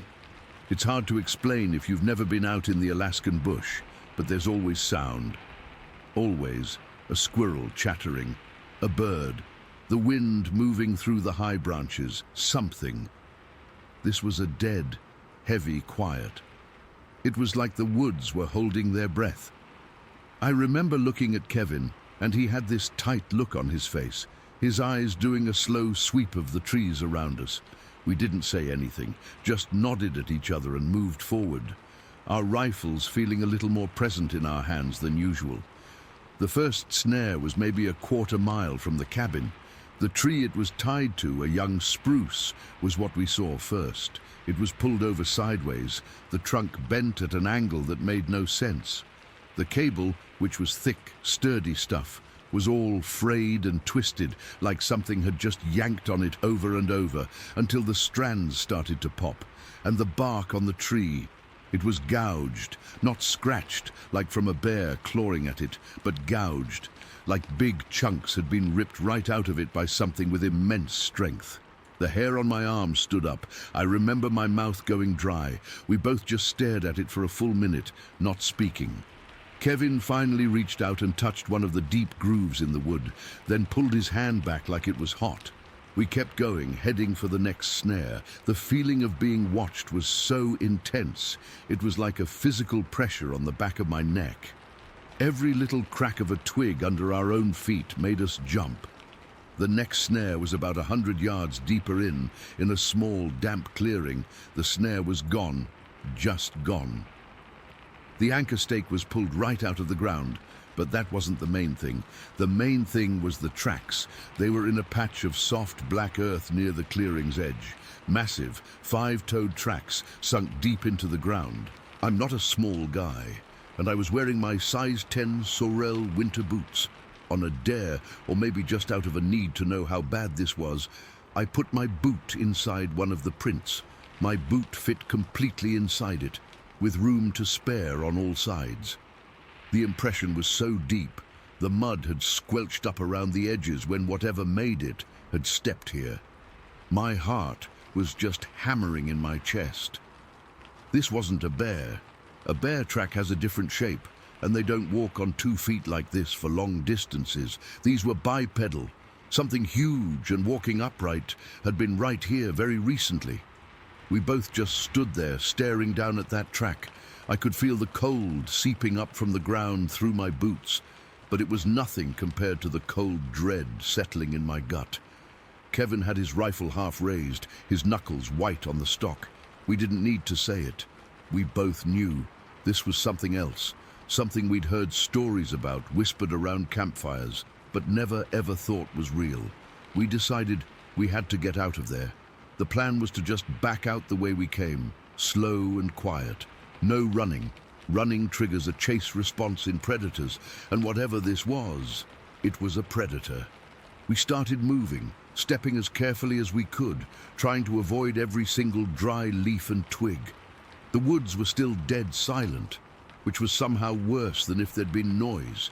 It felt like the silence was a blanket smothering us. That's when we heard it. Not a loud sound, but a soft, shuffling movement ahead of us and slightly to the right. A slow, heavy crunch of footsteps on the forest floor. We froze. I mean, we just stopped dead. My body locked up. I could hear my own blood pounding in my ears. We both stared into the wall of spruce trees where the sound was coming from. The trees were thick, their branches dense and dark. For a second, I couldn't see anything but shadows and trunks. Then my eyes focused, and my brain just stuttered. There was a figure standing there, maybe 50 feet away, half hidden behind a couple of spruce trees. It was tall, so damn tall. I'm 6 feet tall, and this thing had to be at least 8 feet, maybe more. It was just standing there, perfectly still, and it was watching us. It was dark, a deep brownish-black color, like wet bark. Its shoulders were incredibly broad, way broader than any man's, and they sloped down to powerful-looking arms that hung long at its sides. The thing that got me, the thing that sent a jolt of pure ice through my veins, was that it had no neck. Its head just seemed to sit directly on those massive shoulders. I couldn't make out a face, not from that distance and through the trees, but I could feel its attention on us. It was an intelligence. This wasn't just an animal looking at potential food. This was a presence. Kevin made this sound next to me, this choked-off whisper. Jesus. It wasn't loud, but in that silence it might as well have been a gunshot. I couldn't even turn my head to look at him. I was paralyzed, just staring at this thing. My rifle felt like a useless piece of wood in my hands. The idea of raising it, aiming, firing, it felt laughable. It felt like it would be the last thing I ever did. We didn't run. I don't know why. Instinct, maybe. Some deep, primal part of my brain knew that running would be a death sentence. So we just started backing up, one slow, careful step at a time, never taking our eyes off that spot in the trees. The figure didn't move. It just stood there, a dark sentinel in the shadows, watching us retreat. We had maybe backed up 20 feet when the sound started. It came from the direction of the figure, a low, deep, rumbling noise that seemed to vibrate right through my chest. It wasn't a growl, not like a bear. It was deeper, more complex. A cross between a howl and a grunt, but guttural, like it was coming from the bottom of a massive barrel of a chest. It was a vocalization, a sound made with purpose. It rolled through the quiet woods and made every single hair on my body stand straight up. My skin crawled, and I mean that literally. It was a physical sensation, a prickling electric horror that was worse than anything I'd ever felt from a moose or a bear or anything else in the wilderness. This was different, this was wrong. That sound broke the spell. We didn't run, not quite, but our careful backward walk became a hurried, stumbling retreat. We still didn't turn our backs on it, but we were moving faster, crashing through undergrowth we'd carefully avoided before. I kept expecting to hear it crashing after us, but there was nothing. Just that oppressive silence returning, now feeling even heavier and more threatening than before. The walk back to the cabin felt like it took 100 years. Every shadow was a threat. Every rustle of a branch was it coming for us. We finally broke out of the tree line and saw the cabin, smoke curling from the chimney, and I've never been so relieved to see anything in my life. We practically fell through the door. Our faces must have been sheer white because our dad looked up from the wood stove and his expression immediately went from calm to serious. We were both talking over each other, trying to explain what we'd seen. The twisted tree, the tracks, the figure, the sound. The words tumbled out of us, frantic and scared. I remember my hands were shaking so bad I had to shove them in my pockets. Our dad listened. He didn't interrupt. He just sat there, his face becoming more and more grim. When we finished, there was a long silence. He looked from me to Kevin and then out the window, toward the woods. He didn't call us liars. He didn't tell us we'd seen a bear. He just took a deep breath and said, "Don't go back into that area, just leave it be." That was it. No explanation. No, I believe you, or I don't believe you. Just a warning delivered in a quiet, final tone, and we listened. We never set foot on that snare line again. We never talked about it much after that, not even between the two of us. It was like an unspoken agreement to just bury it. But my dad's silence on the matter, then, and in all the years that followed, added a whole other layer to the mystery. It made me think he knew something, that maybe he'd seen or heard things himself that he never shared. It's been decades now. I've lived a whole life since then, but I've never forgotten that day. Not the silence, not the tracks, not the sheer size of that dark shape standing among the trees, and especially not that deep, chesty sound that didn't belong to any creature I've ever known. It left me with a chill that never really went away, a cold spot right in the center of me that I still feel whenever I think about that day in the Alaskan wilderness. I still don't know what it was, and I guess I never will. Story 18. Okay. So this is something I've never really talked about with anyone outside my family, and even then, we don't bring it up much. It's one of those things that sounds crazy when you say it out loud, but I know what I saw, and it's stuck with me ever since. I'm just going to write it all down here because I need to get it off my chest, and maybe someone else has seen something similar. This happened back in the fall, either 1986 or 1987. I always mix up the exact year because I was just a kid, maybe 10 or 11 years old. But the day itself is burned into my memory like it was yesterday. We were driving on Experimental Forest Road in Benton County, Ohio. It's this narrow, winding road east of Hammond, off State Route 160, and it cuts through this dense, kind of creepy patch of woods that's part of some research forest. My dad was behind the wheel of our old Chevy pickup. My mom was in the passenger seat, and I was squeezed in the middle because the bench seat was worn out and saggy. The truck smelled like stale coffee and pine needles, and the radio was playing some staticky country station that kept fading in and out.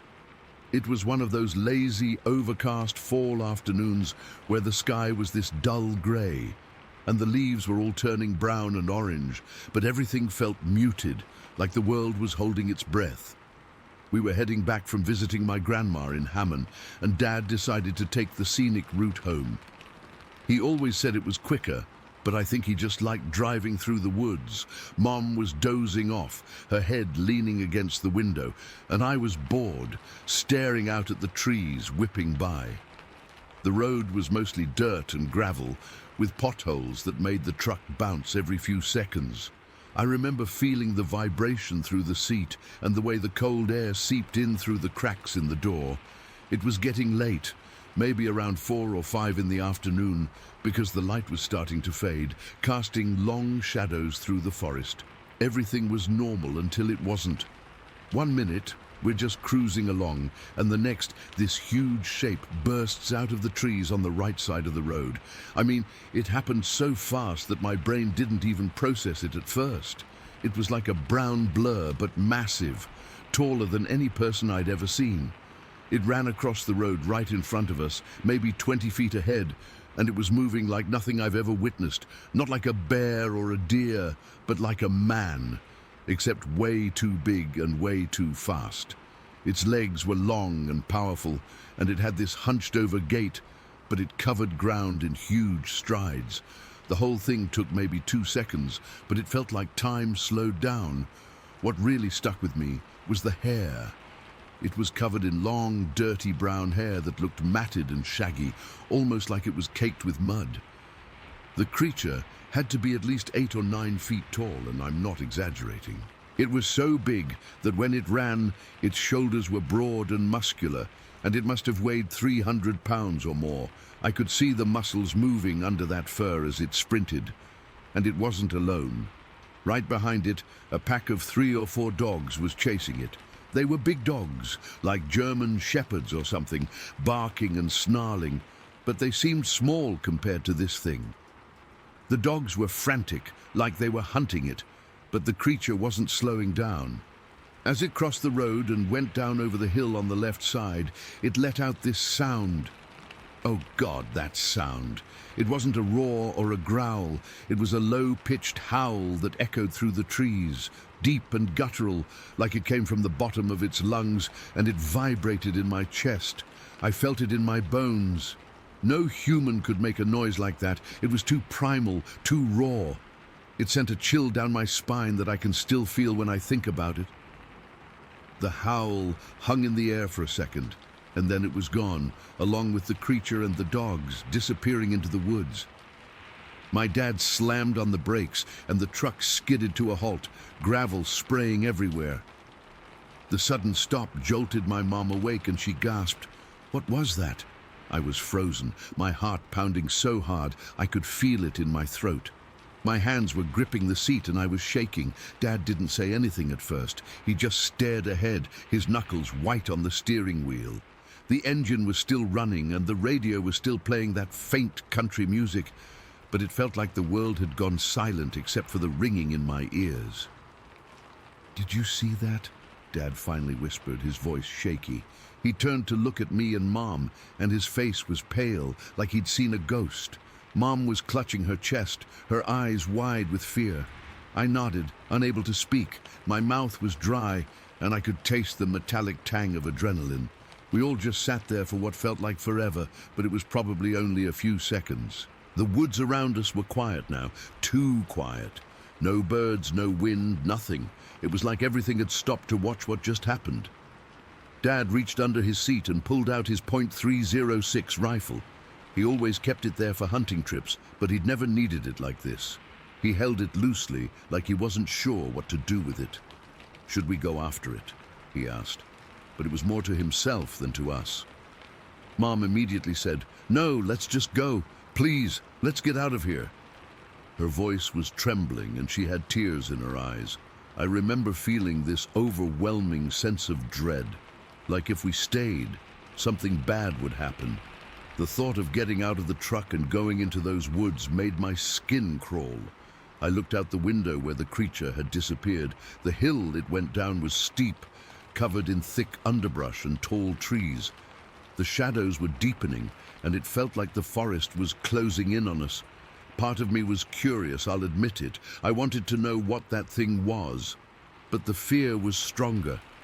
My dad must have felt the same way because he hesitated, then slowly put the rifle back under the seat. "You're right," he said, his voice low. "We don't know what that is. Let's just go home." He put the truck in drive, and we started moving again, but slower this time. No one spoke. I kept my eyes glued to the woods, half expecting to see it again. But there was nothing. The rest of the drive was tense. Every little noise made me jump. A branch scraping the roof, the engine humming louder than usual. My mum kept glancing back at me, like she was checking if I was okay.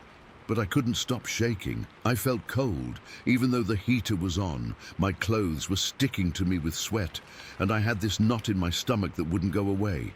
We didn't talk about it much after that. When we got home, Dad just said, "We don't tell anyone about this, understand?"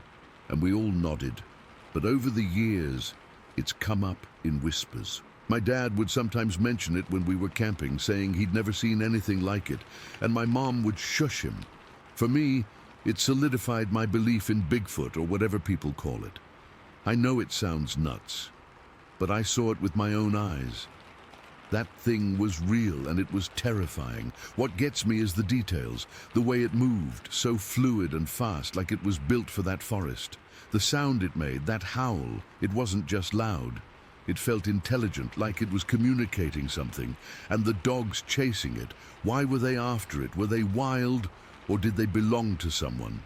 I've thought about it 1,000 times, but I'll never have answers. That day changed how I see the world. Now, when I'm in the woods, I always feel like I'm being watched, and I can't shake the memory of that brown blur and that echoing howl. It's like a ghost that follows me, and I doubt I'll ever forget it. Story 19. Okay, so I've been sitting on this for a while, but after reading some stuff online, I figured I should finally get it out there. This happened to me maybe 5 or 6 years ago, but it feels like yesterday sometimes.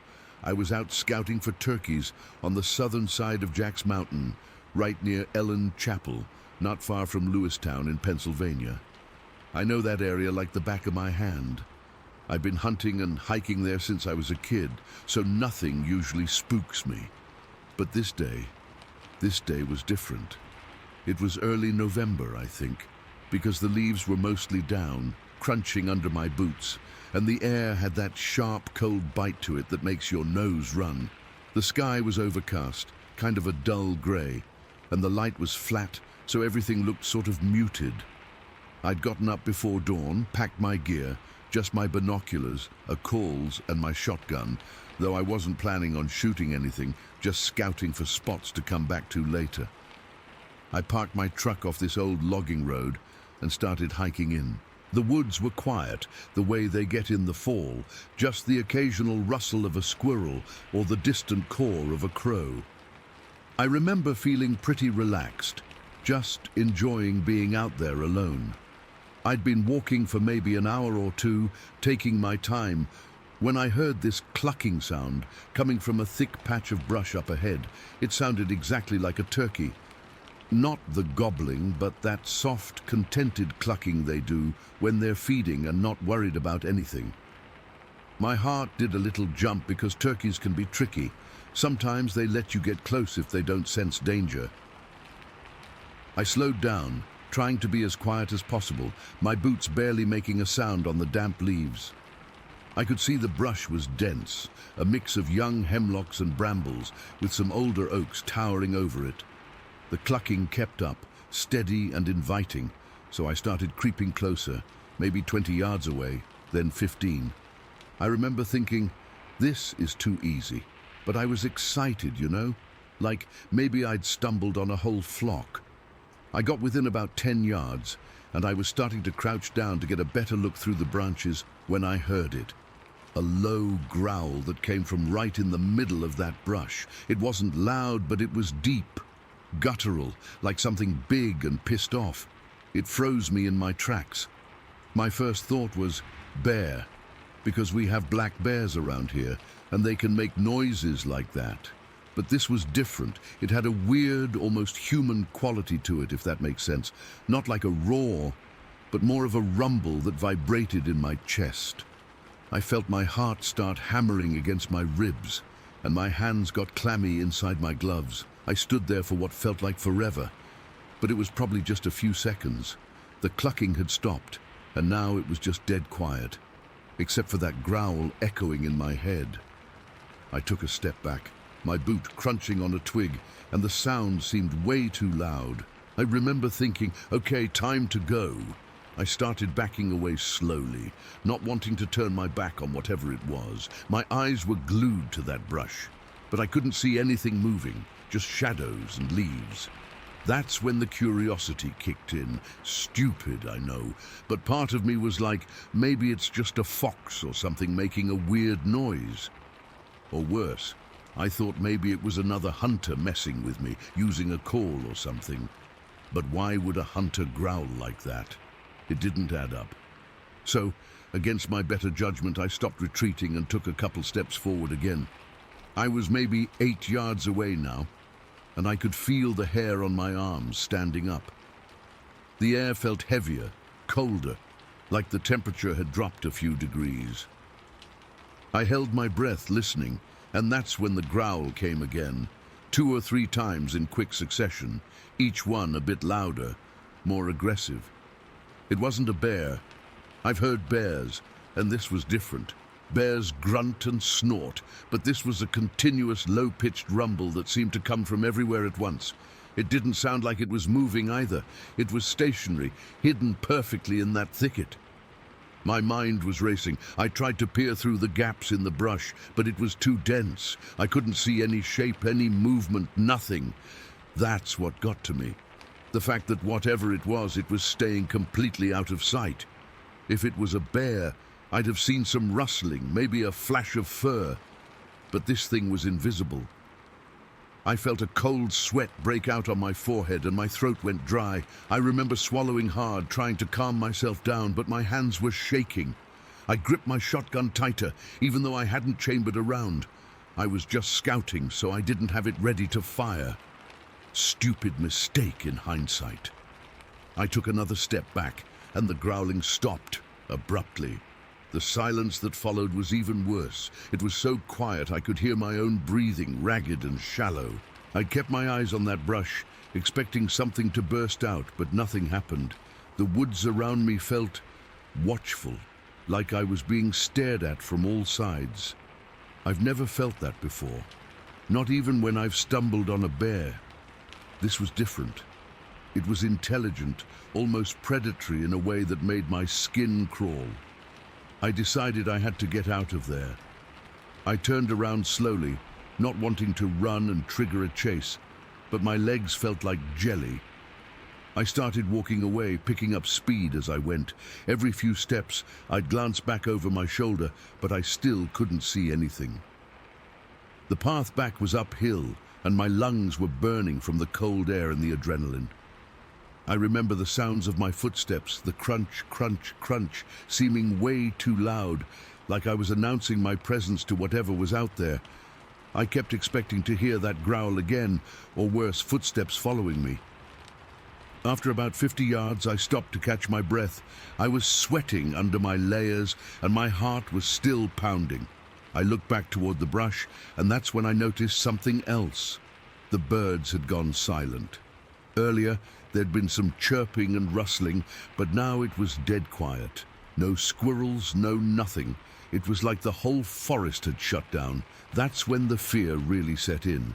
I've spent enough time in the woods to know that when everything goes silent, it usually means there's a predator around. But this felt bigger than a coyote or a bobcat. I started moving again, faster this time, almost jogging. My mind was trying to make sense of it. Maybe it was a hunter in camouflage, playing a prank. But who would do that? And why growl like that? It didn't sound human at all. The more I thought about it, the less it made sense. I remembered stories my granddad told me about strange things in these mountains, but I'd always brushed them off as tall tales. Now, though, I wasn't so sure. As I got closer to my truck, the woods started to feel a bit more normal. Birds started chirping again, and I heard a distant woodpecker. But that unease stayed with me. I kept looking over my shoulder, half expecting to see something huge and dark moving through the trees. When I finally reached my truck, I fumbled with the keys, my hands still shaking.